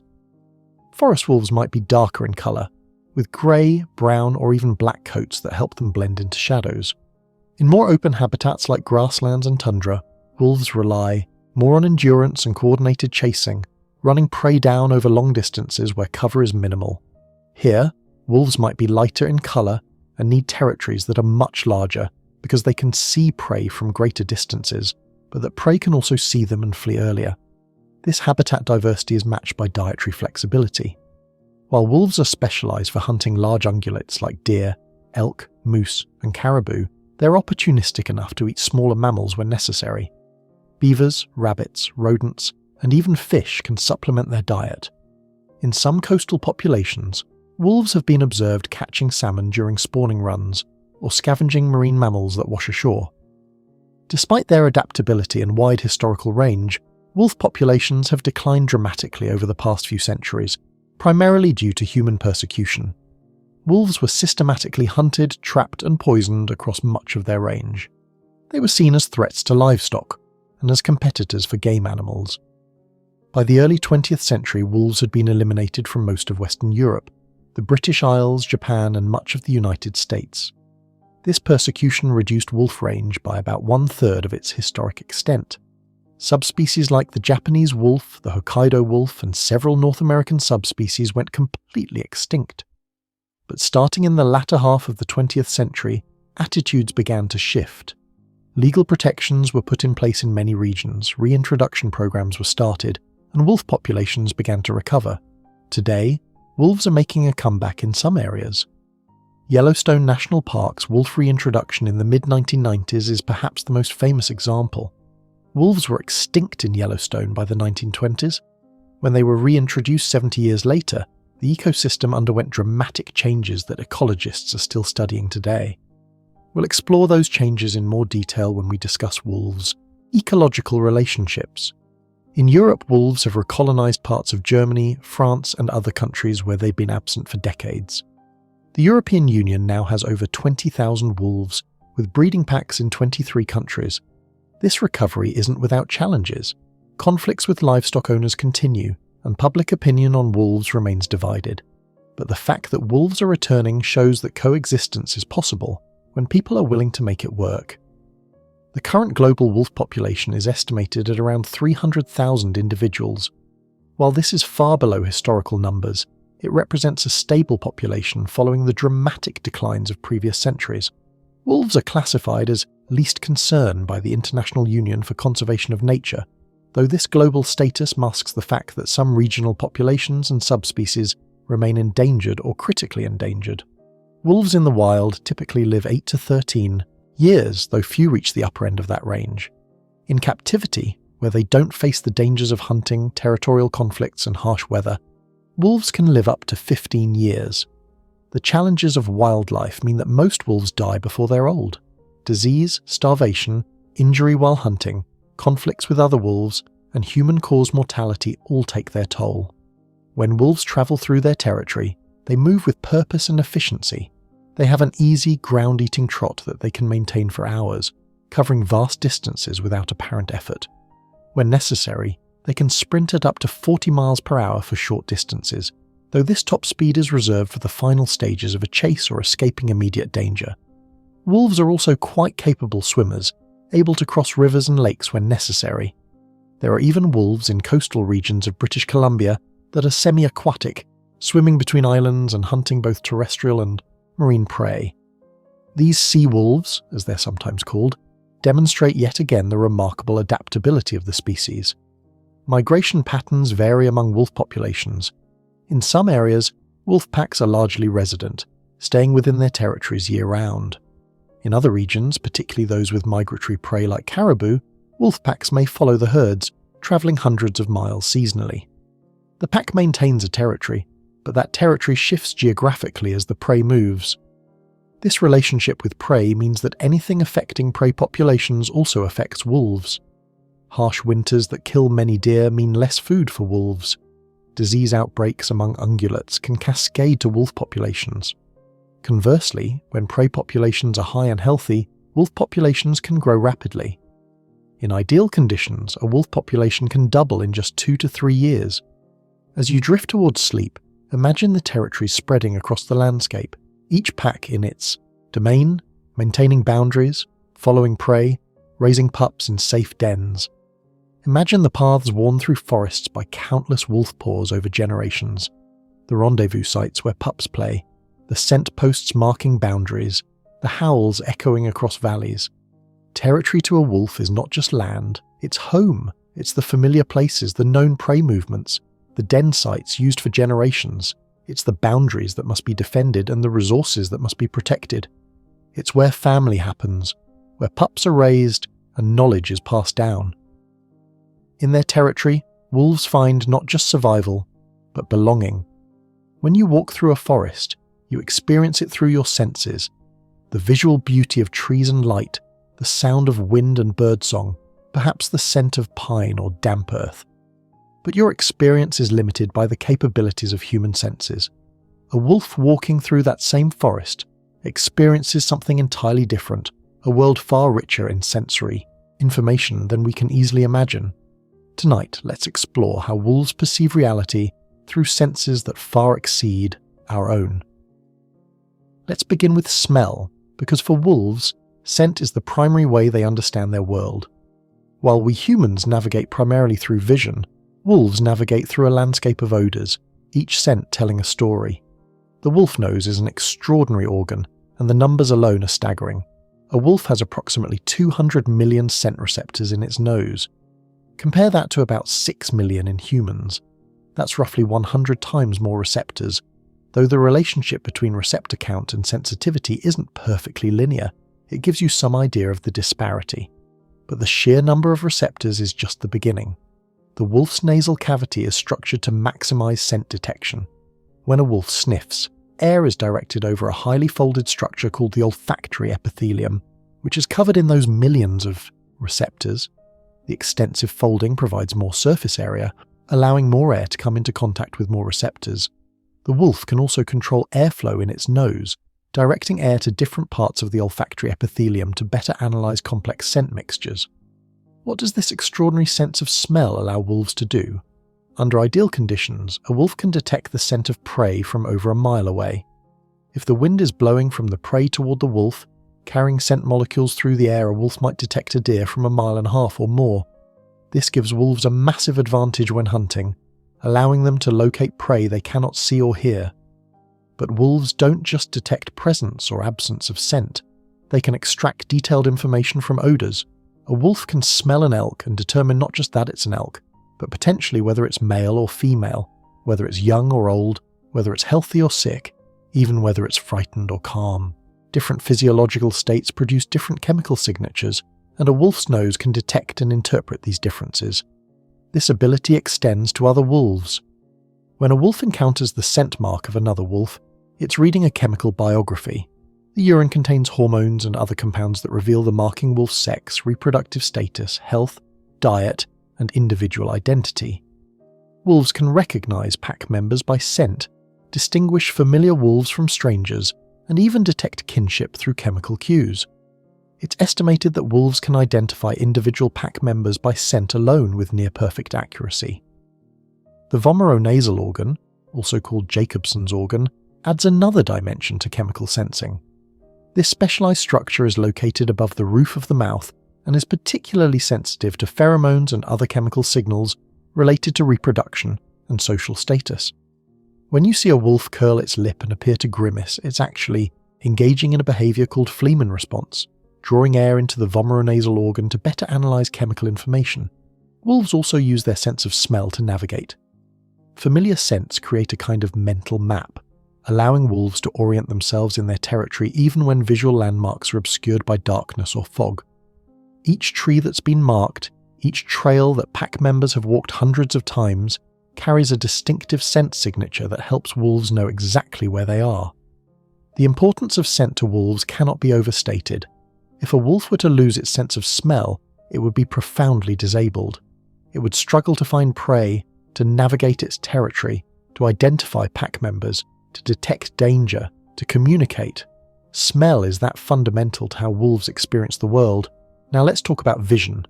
Wolf vision is often misunderstood. There's a common belief that wolves, like dogs, can only see in black and white. This isn't true. Wolves have color vision, though it's different from human color vision. Humans have 3 types of color receptors, called cones, that are sensitive to red, green, and blue wavelengths of light. Wolves have only 2 types of cones, sensitive to blue and yellow wavelengths. This means they see the world in shades of blue, yellow, and grey, similar to a human with red-green color blindness. What wolves may lack in color discrimination, they make up for in other aspects of vision.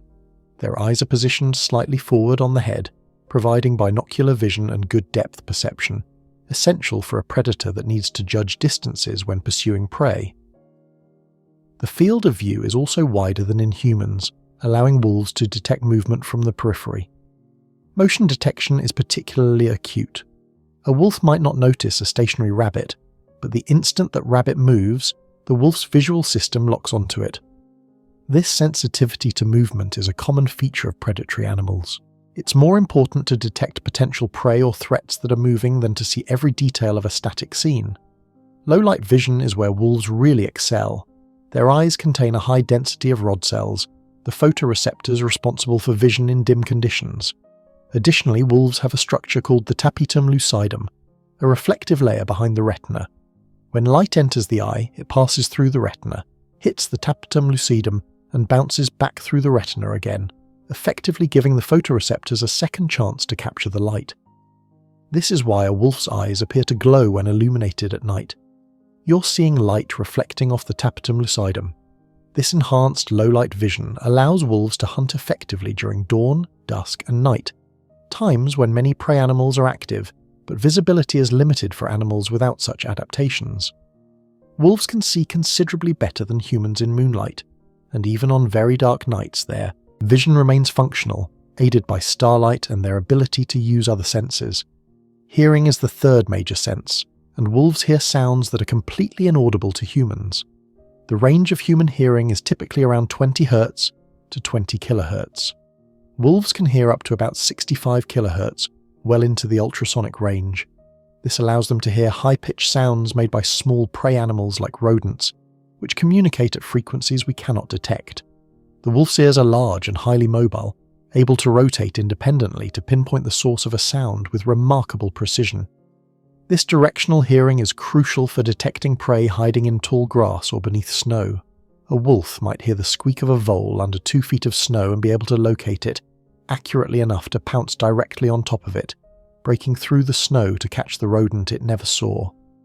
Wolves can also detect sounds from great distances. The howl of another wolf might carry for 10 miles under ideal conditions, and a wolf can hear it clearly at that distance and determine the direction it's coming from.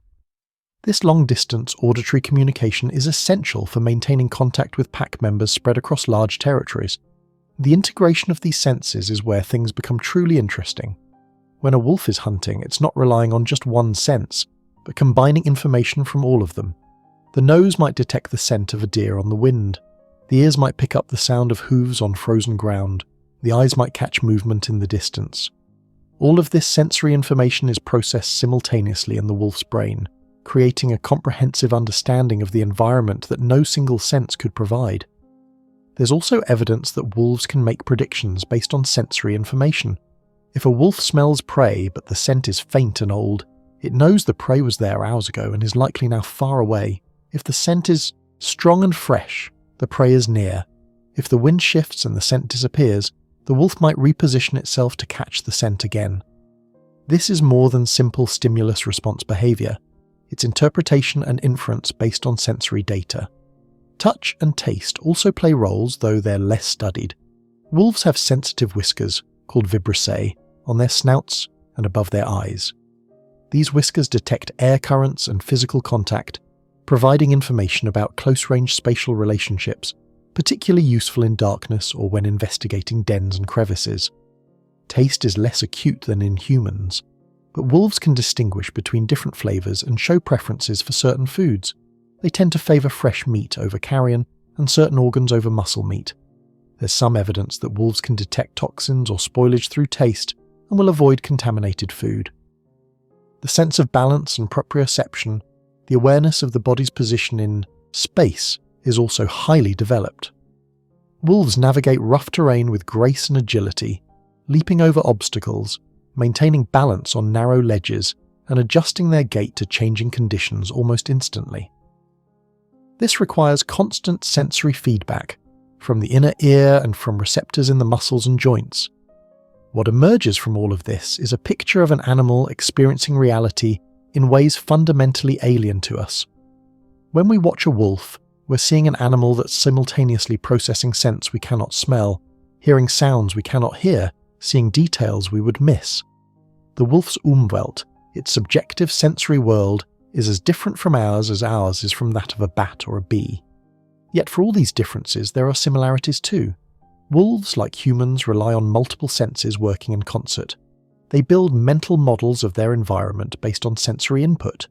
They remember past experiences and use that memory to interpret current sensations. They make decisions based on incomplete information, dealing with the same fundamental uncertainty about reality that all conscious beings face.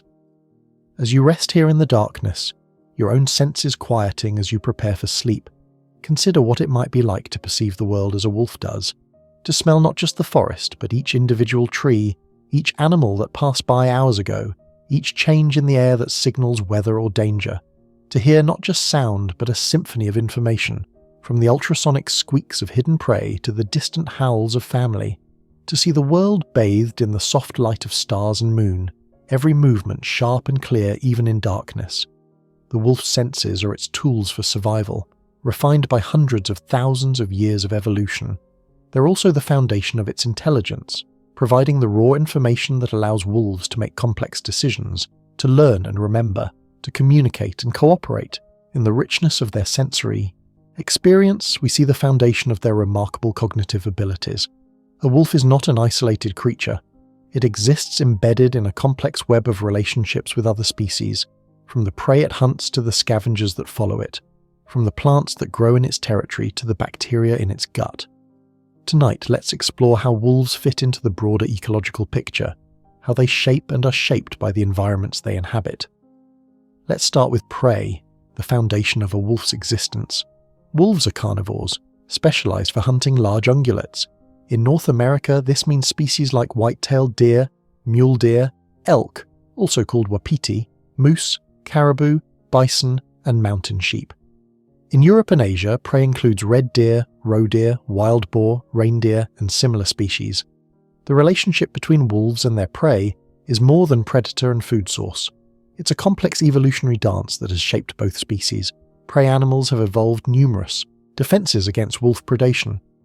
Enhanced senses to detect wolves early, herding behavior that provides safety in numbers, impressive physical defenses like antlers and hooves, and the ability to run fast enough to escape if they detect wolves soon enough. Wolves in turn have evolved strategies to overcome these defenses. Their extraordinary stamina allows them to chase prey until it tires. Their cooperative hunting lets them tackle animals far larger than any individual wolf could handle. Their intelligence allows them to learn prey behavior and exploit weaknesses. It's an arms race that has been going on for hundreds of thousands of years, and it continues today. Interestingly, wolves often benefit prey populations in the long term, even as they kill individual prey animals. How can this be? The answer lies in what's called selective predation. Wolves preferentially target prey that are vulnerable. The very young, the very old, the sick, the injured. These are the individuals that are easiest to catch and kill. An adult moose in its prime can outrun wolves, fight them off with deadly kicks, or simply stand its ground in a way that discourages attack. A moose calf, an elderly moose, or a moose weakened by disease is much easier prey. By removing these vulnerable individuals, wolves help prevent disease from spreading through prey populations. They remove animals that are using resources but may not survive to reproduce anyway. In some cases, they even prevent overgrazing, keeping prey populations from growing so large that they exhaust their food supply and then crash from starvation. The Yellowstone case study is perhaps the most dramatic example of wolves' ecological importance. Before wolves were reintroduced in 1995, Yellowstone had been without wolves for 70 years. During that time, elk populations grew unchecked. With no major predators to fear, elk grazed heavily in certain areas, particularly near rivers and streams. This overgrazing had consequences. Willow and aspen trees which grow along waterways were browsed so heavily by elk that they couldn't regenerate. As old trees died, they weren't replaced by young ones. The riparian zones, the ecologically rich areas along streams, became degraded. Species that depended on these habitats, from songbirds to beavers, declined. When wolves were reintroduced, elk behavior changed almost immediately. Elk became wary of areas where they were vulnerable to wolf attack, particularly valleys and riverbanks where escape would be difficult. They still fed in these areas, but they spent less time there and kept moving, glancing around nervously. This behavioural change, driven by fear of predation, is called a landscape of fear, and it had profound effects. With elk spending less time in riparian zones and moving around more when they did feed there, the willows and aspens got a reprieve. Saplings that would have been browsed to death began to grow. As trees matured, they stabilised riverbanks, reducing erosion. The shade from trees cooled the water, benefiting fish. Birds returned to nest in the restored vegetation. Beavers, which had been largely absent, returned because there were now trees available to cut down and use for building dams and lodges. Beaver dams in turn created ponds and wetlands that provided habitat for amphibians, waterfowl, and a host of other species. The presence of wolves had initiated what ecologists call a trophic cascade, a top-down effect where a predator's impact ripples through multiple levels of the ecosystem. The Yellowstone story has become famous as an example of rewilding and ecological restoration, though it's worth noting that the situation is more complex than this simplified narrative suggests. Other factors also contributed to these changes, and the ecosystem continues to evolve in ways we're still working to understand. But the basic principle holds. Wolves matter ecologically far beyond their direct effect of killing prey. Wolves also have complex relationships with other predators. Where wolves and brown bears share habitat, there's often tension. Bears will sometimes scavenge from wolf kills, and large bears can drive wolves away from their own prey. Bears are powerful enough that wolves generally avoid direct confrontation, though packs sometimes mob and harass bears to defend a kill. Interestingly, bears also benefit wolves in an unexpected way. Bears dig dens for hibernation, and abandoned bear dens can make excellent wolf denning sites. The two species, competitors in some ways, are also indirectly cooperative in others. The relationship between wolves and coyotes is more straightforward. Wolves dominate. Where wolves are present and abundant, coyote populations tend to be lower. Wolves kill coyotes when they encounter them, seeing them as competitors for prey and potential threats to pups. In areas where wolves have been reintroduced, coyote populations often decline initially, but coyotes are adaptable and resilient. They've learned to avoid wolves by changing their behaviour and habitat use. Coyotes become more nocturnal in wolf territory, hunting at times when wolves are less active. They use habitat where wolves are less common. Over time, coyotes and wolves can coexist, though typically with coyotes maintaining lower densities than they would in wolf-free areas. The relationship with scavengers is particularly interesting. Ravens have a remarkable association with wolves. Ravens follow wolf packs, watching for signs of a hunt. When wolves make a kill, ravens arrive quickly, sometimes within minutes. They can't tear open a carcass themselves, so they need wolves to open it up first, then they feed on the scraps. This is more than simple opportunism. Some researchers have suggested that ravens and wolves have what amounts to a mutualistic relationship. Ravens can help wolves locate prey by their behaviour. A flock of ravens circling or calling might indicate the presence of a carcass or live prey. Wolves that pay attention to raven behaviour might locate food more efficiently. Ravens can also remove significant amounts of meat from a kill. One study found that ravens at a single carcass could remove up to 17 pounds of meat per day. For a lone wolf, this level of scavenging could represent the loss of a substantial portion of the kill's value, which is one reason why pack hunting is advantageous. A pack can defend a kill from ravens more effectively than a single wolf can. Other scavengers benefit from wolf kills as well. Coyotes, foxes, wolverines, eagles, and many smaller creatures all take advantage of the abundant food that a wolf kill provides. In this way, wolves subsidize a whole community of scavengers, providing food they couldn't obtain on their own. Even the effects on vegetation and plant communities are mediated through complex pathways.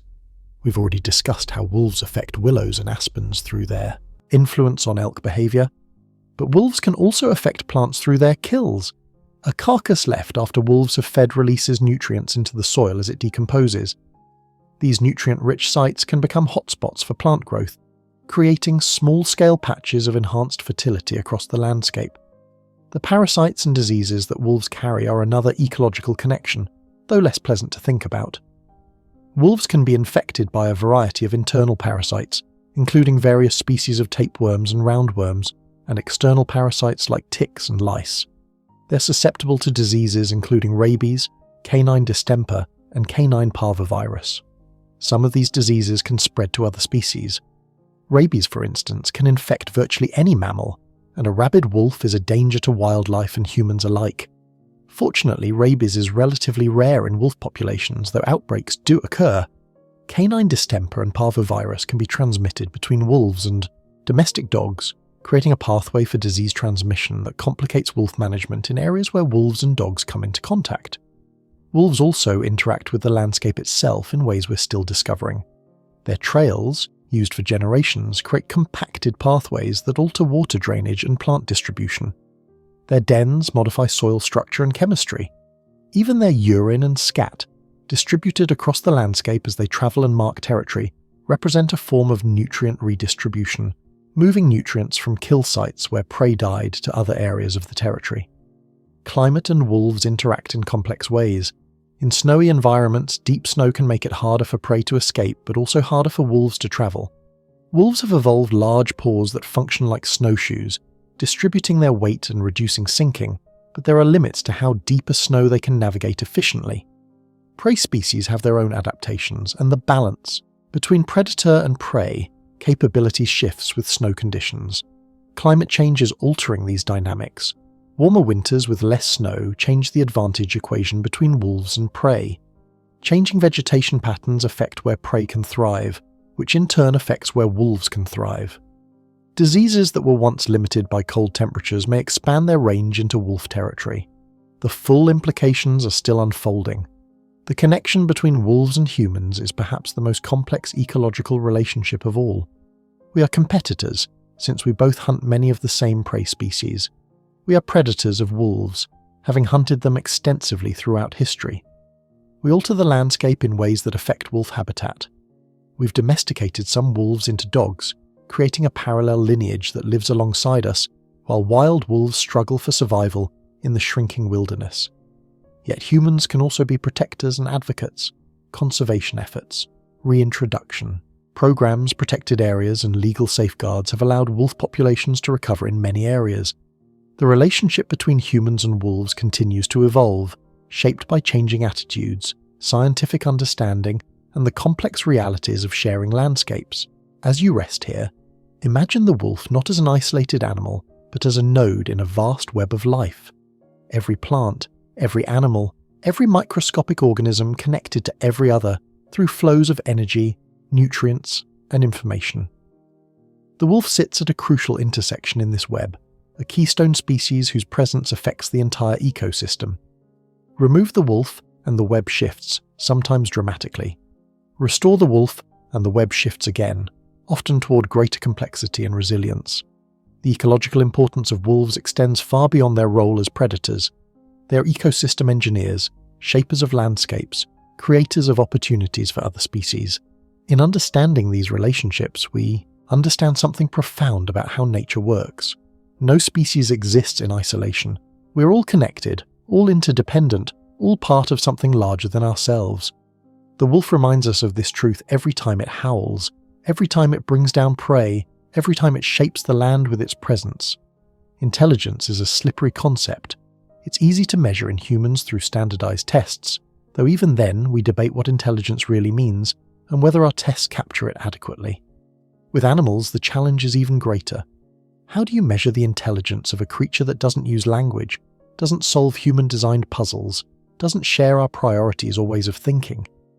Yet when you spend time observing wolves, when you study their behavior carefully, when you watch how they solve problems, learn from experience, and navigate complex social relationships, one thing becomes clear. These are intelligent animals, not intelligent in the way humans are intelligent, but intelligent in ways suited to their own lives and challenges. Let's start with problem solving, a classic test of intelligence. Wild wolves encounter problems regularly: how to cross a river, how to reach prey on the other side of a barrier, how to access food that's been hung high in a tree. Studies of captive wolves and observations of wild individuals have shown that wolves can solve novel problems through trial and error, through observation of others, and occasionally through what appears to be insight, where a solution seems to occur to them suddenly rather than being discovered through systematic trial and error. One famous study presented wolves with a puzzle box containing food. To open it, the wolves needed to manipulate a series of latches in the correct sequence. Some wolves solved it through persistent experimentation. Others watched a successful wolf and then replicated the solution on their first try, demonstrating observational learning, the most interesting finding. Wolves showed individual variation in their problem-solving approaches. Some were bold and persistent, trying many different strategies. Others were more cautious, observing carefully before attempting. These different personalities led to different solving styles, much as human personalities influence how we approach problems. Social intelligence is where wolves really shine. Living in a pack requires navigating complex relationships, reading the intentions and emotions of other pack members, cooperating on joint tasks and managing conflicts without destroying the relationships necessary for survival. All of these demand sophisticated cognitive abilities. Wolves recognize individual pack members and remember their past interactions with each individual. They adjust their behavior based on who they're dealing with. A young wolf might behave submissively toward an older, dominant sibling, but assert itself more when interacting with an even younger pack member. This isn't simple stimulus-response behavior. It's flexible, context-dependent social intelligence. Recent research has found that wolves understand social rules and can recognize when others violate those rules. In one study, wolves were observed to react when a lower-ranking individual tried to feed before a higher-ranking one, even if the observer wasn't directly involved in the interaction. They seemed to have a sense of fairness, or at least of proper social order, and violations of that order elicited responses. Communication itself requires intelligence. As we discussed earlier, wolves use a complex system of vocalizations, body language, and scent marking to convey information to each other. The flexibility with which they use these signals, adjusting them to context and audience, suggests an understanding that communication is about transmitting specific information to specific receivers, not just reflexive displays of internal states. The capacity for deception, while perhaps not admirable ethically, is actually a sign of cognitive sophistication. You have to understand that others have minds with their own perceptions and beliefs to attempt to manipulate those beliefs through false signals. There's evidence that wolves can engage in tactical deception, such as making false retreats during hunts to lure prey into a specific direction, or giving misleading signals about their intentions during social interactions. Learning is fundamental to wolf intelligence. As we've discussed, young wolves learn hunting techniques, territorial knowledge, and social skills from older pack members. This isn't purely instinctive behavior. If it were, all wolves would hunt the same way. Instead, different packs develop different specializations, different strategies, different cultural knowledge that's transmitted through observation and participation. This cultural transmission means that wolf knowledge can accumulate over generations, a particularly clever hunting. Strategy discovered by one generation can be taught to the next, refined, and passed on further. Over time, a pack can develop a repertoire of techniques that no individual wolf invented, but that represents the collective wisdom of many generations. Memory is another crucial component of intelligence, and wolves have impressive memories. They remember the locations of dens, rendezvous sites, hunting grounds, territorial boundaries, and water sources across territories that can span hundreds of square miles. They remember individual wolves, including pack members that dispersed years ago. When a dispersed sibling returns, pack members often recognize them even after extended absence. Wolves also seem to have episodic memory, the ability to remember specific events and experiences. A wolf that was injured during a hunt on a particular hillside might avoid that location subsequently, suggesting it remembers the specific negative experience and associates it with the place. This kind of memory allows wolves to learn from experience and adjust their behavior accordingly. Emotional intelligence in wolves is harder to measure but seems evident in their behavior. Wolves form strong bonds with each other, showing what appears to be affection through gentle physical contact, playing together, resting close together, and greeting each other enthusiastically after separations. When pack members are reunited after being apart, they engage in rallies involving howling, tail wagging, jumping, and face licking that look remarkably like emotional celebrations. Grief is another emotion that's been documented in wolves.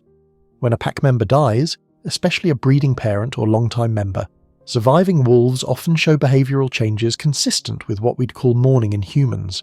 They may become quieter, less playful, less interested in food. They may howl more frequently, particularly lone howls that seem plaintive. While we must be careful about anthropomorphizing, there's Evidence for emotional responses to loss is compelling. Play is a fascinating window into wolf intelligence and emotion. Young pups play extensively, which makes sense as a way to develop physical skills and practice behaviours they'll need as adults. But adult wolves also play, sometimes with each other and sometimes with pups. This continued playfulness into adulthood suggests that play serves social functions beyond skill development. It's a way of bonding, of reinforcing relationships, of maintaining social cohesion. During play, wolves demonstrate a remarkable ability to self-handicap. A large adult wolf playing with a small pup will carefully moderate its strength, pulling its punches, so to speak, to keep the interaction fun rather than overwhelming.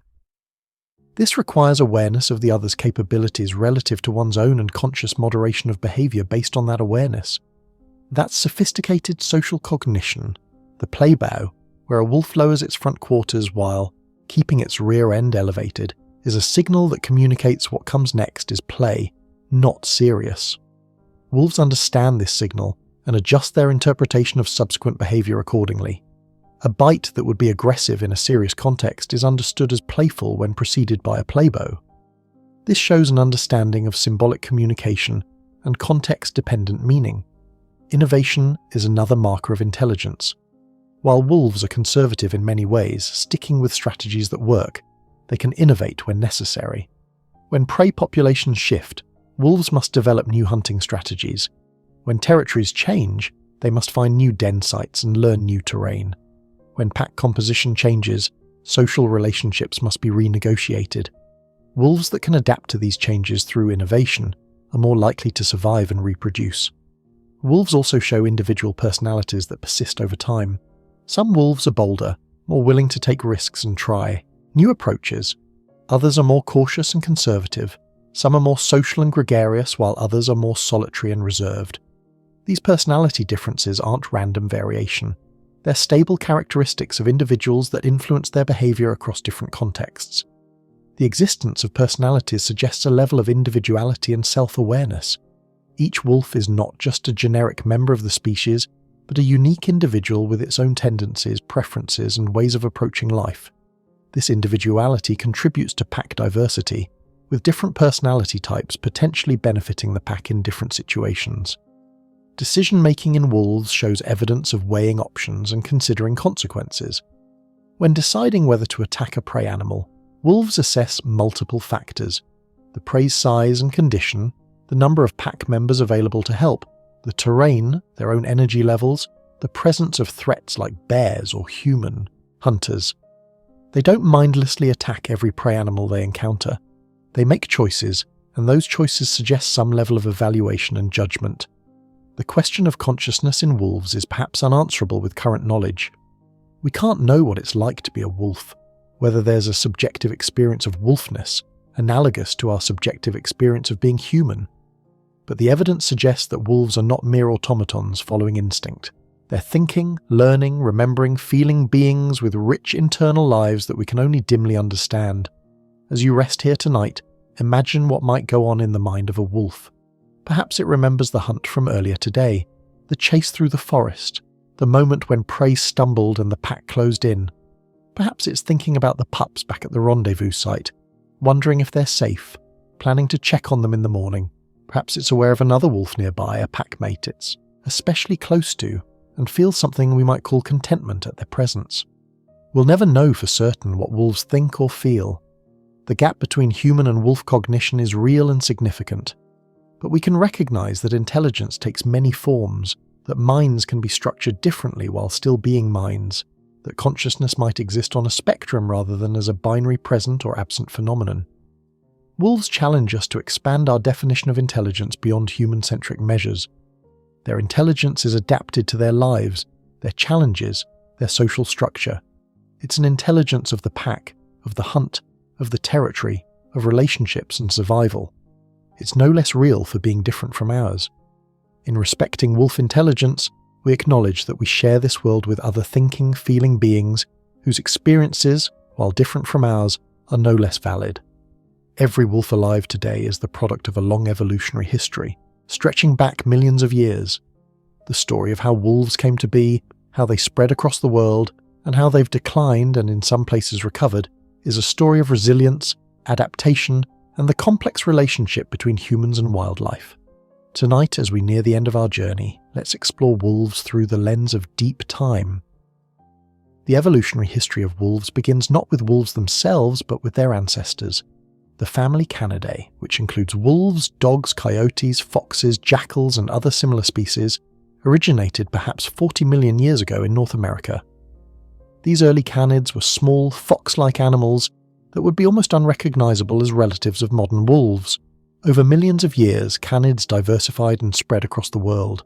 Different lineages evolved, adapted to different environments, developed different hunting strategies. Some became specialized for speed, others for endurance, others for adaptability. The lineage that would eventually lead to wolves emerged in the late Miocene or early Pliocene, somewhere between 5 and 7 million years ago. The genus Canis, which includes wolves, dogs, coyotes, and jackals, appeared roughly 6 million years ago. Early Canis species were still relatively small and not particularly wolf-like, but they represented an important step toward the modern wolf form. These animals were social hunters, living in family groups and cooperating to take down prey. The first true wolves appeared around 1 million years ago. They were larger than their ancestors, with adaptations for hunting big game, powerful jaws, endurance-oriented physiology, and the social structures that allowed cooperative hunting. These early wolves spread rapidly across the northern hemisphere, adapting to a wide variety of habitats. By the late Pleistocene, roughly 125,000 to 10,000 years ago, wolves had achieved an extraordinary distribution. They inhabited North America from Alaska to central Mexico, all of Europe, most of Asia, and even parts of North Africa. This was the peak of wolf diversity, with numerous subspecies adapted to local conditions. During this same period, another famous canid lived alongside wolves, the dire wolf. Despite the name, dire wolves weren't actually wolves at all. They were members of a different genus, Enochion, more distantly related to modern wolves than coyotes are. Dire wolves were larger and more robust than grey wolves, weighing 150 pounds or more, with massive heads and powerful jaws adapted for crushing bones. Dire wolves went extinct around 9,500 years ago, likely due to a combination of climate change and the extinction of the large prey animals they specialized in hunting. But grey wolves survived, adapted, and thrived, demonstrating the flexibility that has made them such successful animals. One particular relationship in wolf evolutionary history deserves special attention: the domestication of dogs. At some point between 15,000 and 40,000 years ago, though the exact timing is still debated, humans and wolves began a remarkable association that would fundamentally change both species. The details of how this happened are still being researched, but the general picture is becoming clearer. Wolves began hanging around human settlements, scavenging from human refuse. The wolves that were less fearful of humans, more tolerant of proximity to people, found more food and survived better. Over generations, this created a population of wolves that were increasingly comfortable around humans. Humans, meanwhile, may have recognized the value of having these wolf-like creatures around. They provided early warning of approaching danger. They could help with hunting. They might have been cute and companionable, appealing to human emotions in ways that encouraged us to protect and feed them. This mutual benefit created a feedback loop. The wolves became more dog-like, smaller, more juvenile in appearance and behavior, even as adults, less aggressive. Humans became more invested in these proto-dogs, selecting for traits we found useful or appealing. Eventually, the split was complete. Dogs were a separate subspecies, Canis lupus familiaris, derived from wolves but distinct. The genetic relationship between wolves and dogs is so close that they can still interbreed and produce fertile offspring. In fact, the DNA of any domestic dog is almost identical to that of a wolf. But behaviourally and morphologically, dogs have changed dramatically. The incredible diversity of dog breeds, from tiny Chihuahuas to massive Great Danes, from long-bodied Dachshunds to stubby-legged Corgis, all emerged in just a few thousand years from wolf ancestors that looked much more uniform. What traits did humans select for in creating dogs? Friendliness toward humans, certainly. Trainability. The ability to understand and respond to human. Communication. Even physical traits like floppy ears, varied coat colours, and curled tails emerged as byproducts of selecting for tameness. part of what's called the domestication syndrome. Wolves that weren't domesticated continued to live wild, and for thousands of years they and their dog descendants coexisted. Wolves remained the apex predators across much of the Northern Hemisphere. They were respected and feared by early human societies, featured in mythology and religion, seen as powerful spirits or dangerous enemies depending on the culture. But as human populations grew and agriculture spread, the relationship between humans and wolves soured. Wolves killed livestock, making them enemies of farmers and herders. They competed with humans for game animals. In some regions, rabid wolves attacked people, though such incidents were rare. Cultural factors played a role too. In Christian European tradition, wolves were often associated with evil, danger, and wilderness in opposition to civilization. The result was systematic persecution of wolves across much of their range. They were hunted, trapped, and poisoned on an industrial scale. Government programs paid bounties for dead wolves, incentivizing their extermination. By the early 20th century, wolves had been eliminated from most of Western Europe, the British Isles, Japan, and much of the United States. Some subspecies went extinct entirely. The Japanese wolf, which lived on the islands of Japan, was declared extinct in 1905.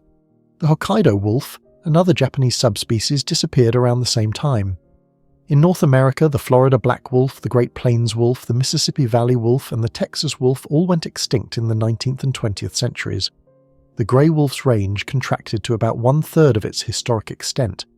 They survived in remote wilderness areas of Canada, Alaska, Northern Europe, and Siberia, places where human populations were low, and vast tracts of wild land remained. Elsewhere, they were gone, eliminated from landscapes they'd inhabited for hundreds of thousands of years. This dramatic decline had ecological consequences that weren't fully understood until later. In places like Yellowstone, as we discussed earlier, the absence of wolves allowed prey populations to grow unchecked, which led to overgrazing, habitat degradation, and cascading effects through the ecosystem. The removal of wolves had changed the very structure and function of these places. But starting in the mid-20th century, attitudes began to shift. The environmental movement brought increased awareness of ecology and the importance of apex predators. Wolves began to be seen not just as dangerous pests, but as important components of healthy ecosystems. Legal protections were put in place.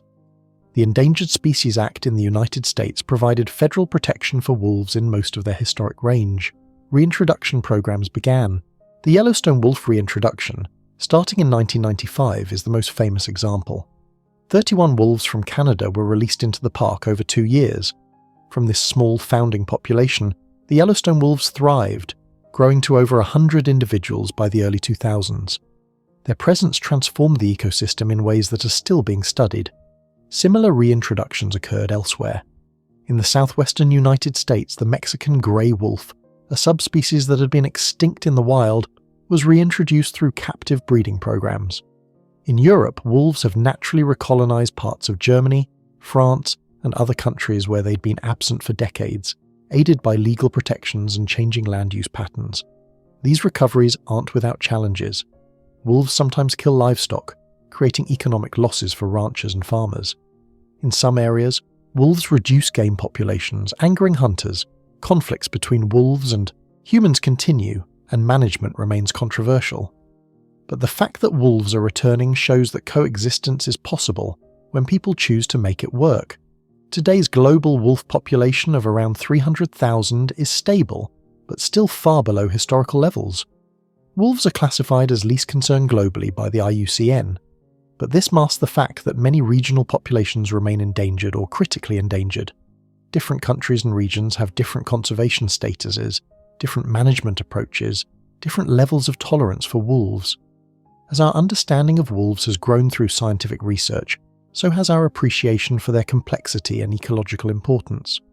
We now know they're not the mindless killers portrayed in folklore, but intelligent social animals with sophisticated behaviours and important roles in nature.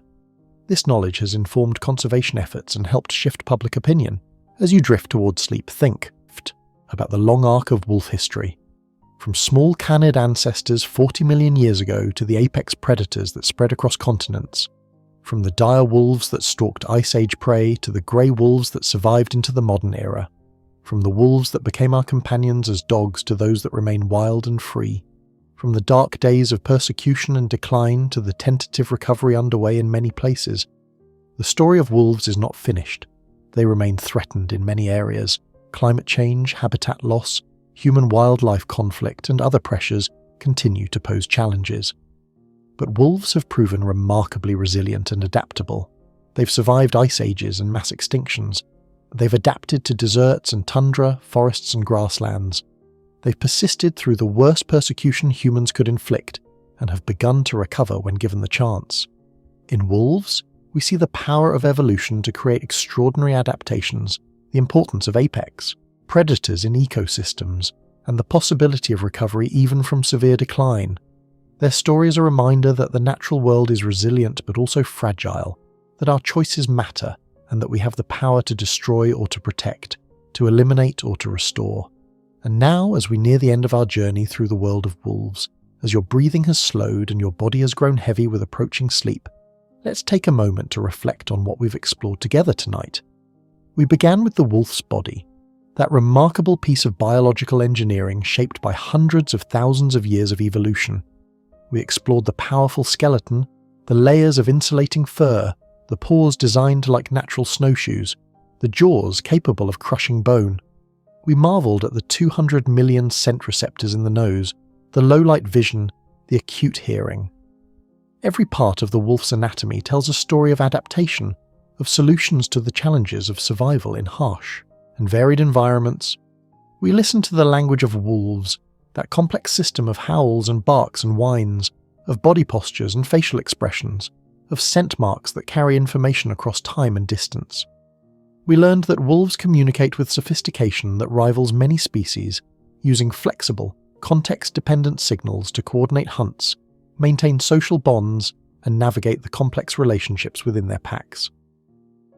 We met the wolf pack, not the rigid hierarchy of popular imagination, but a family, parents, and offspring working together to survive and thrive. We saw how packs form, how they raise young cooperatively, how they defend territory and hunt as coordinated units. We learned that the social structure of wolves is built not on combat and domination, but on cooperation, affection, and the bonds of kinship. We followed the hunt, watching wolves search tirelessly for prey, test potential targets for vulnerability, chase with relentless endurance, and make kills with coordinated effort. We saw how pack hunting allows wolves to tackle prey much larger than any individual could manage, how success requires both individual skill and collective cooperation, and how the feast or famine nature of wolf feeding has shaped their physiology and behavior. We traced the cycle of life from tiny, helpless pups in dark dens to fully grown adults dispersing in search of mates and new territories. We witnessed the remarkable transformation that occurs in just 2 years as blind newborns become capable hunters and potential parents. We saw the crucial role that family plays in raising the next generation, how knowledge passes from old to young, and how each new generation faces the dangerous journey of dispersal. We mapped the wolf's domain, territories ranging from dozens to over 1,000 square miles, depending on prey availability and pack size. We learned how wolves mark and defend these territories, how they patrol boundaries and respond to intruders, how their geographic range once spanned most of the northern hemisphere and has contracted under human pressure, but is slowly recovering in some regions. We explored the wolf's senses, trying to imagine what it would be like to smell the world 100 times more acutely than humans can, to hear ultrasonic frequencies, to see clearly in near darkness. We recognize that wolves perceive reality in ways fundamentally different from our own, experiencing richness of information we can barely comprehend. We examined wolves' ecological relationships, how they shape prey populations through selective predation, how they influence vegetation patterns through their effect on herbivore behavior, how they support scavenger communities, and how their presence can trigger trophic cascades that reverberate through entire ecosystems. We learned that wolves are keystone species whose importance far exceeds what you might expect from their numbers alone.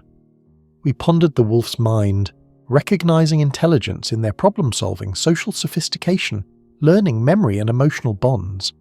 We acknowledged that while we can't know what it's like to be a wolf, The evidence suggests they're thinking, feeling beings with complex inner lives and individual personalities. And we traced wolves through deep time, from ancient canid ancestors to modern grey wolves, through the domestication event that created dogs, through the persecution that nearly eliminated them, to the conservation efforts that have allowed recovery in some areas. We saw that the wolf story is one of resilience and adaptation, of decline and tentative recovery. What emerges from all of this is a portrait of an extraordinary animal. Not the villain of folklore, not a simple predator driven by mindless hunger, but a complex, intelligent social being that plays crucial roles in the ecosystems it inhabits.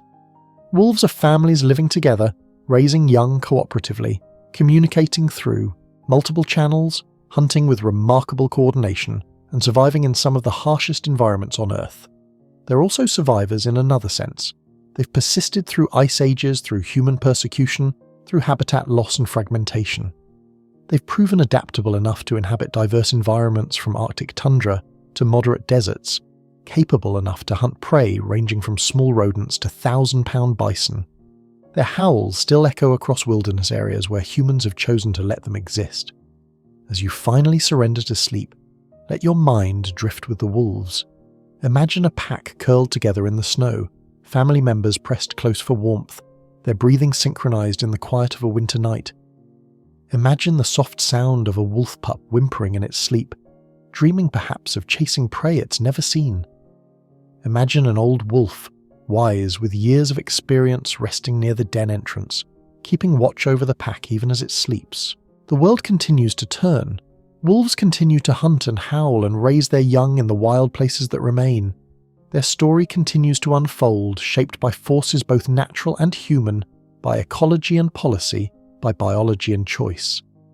And you, who have journeyed with me tonight through the world of wolves, can rest knowing that somewhere out there, under the same stars that shine on you now, wolves are living their ancient lives in ways that have changed little over hundreds of thousands of years.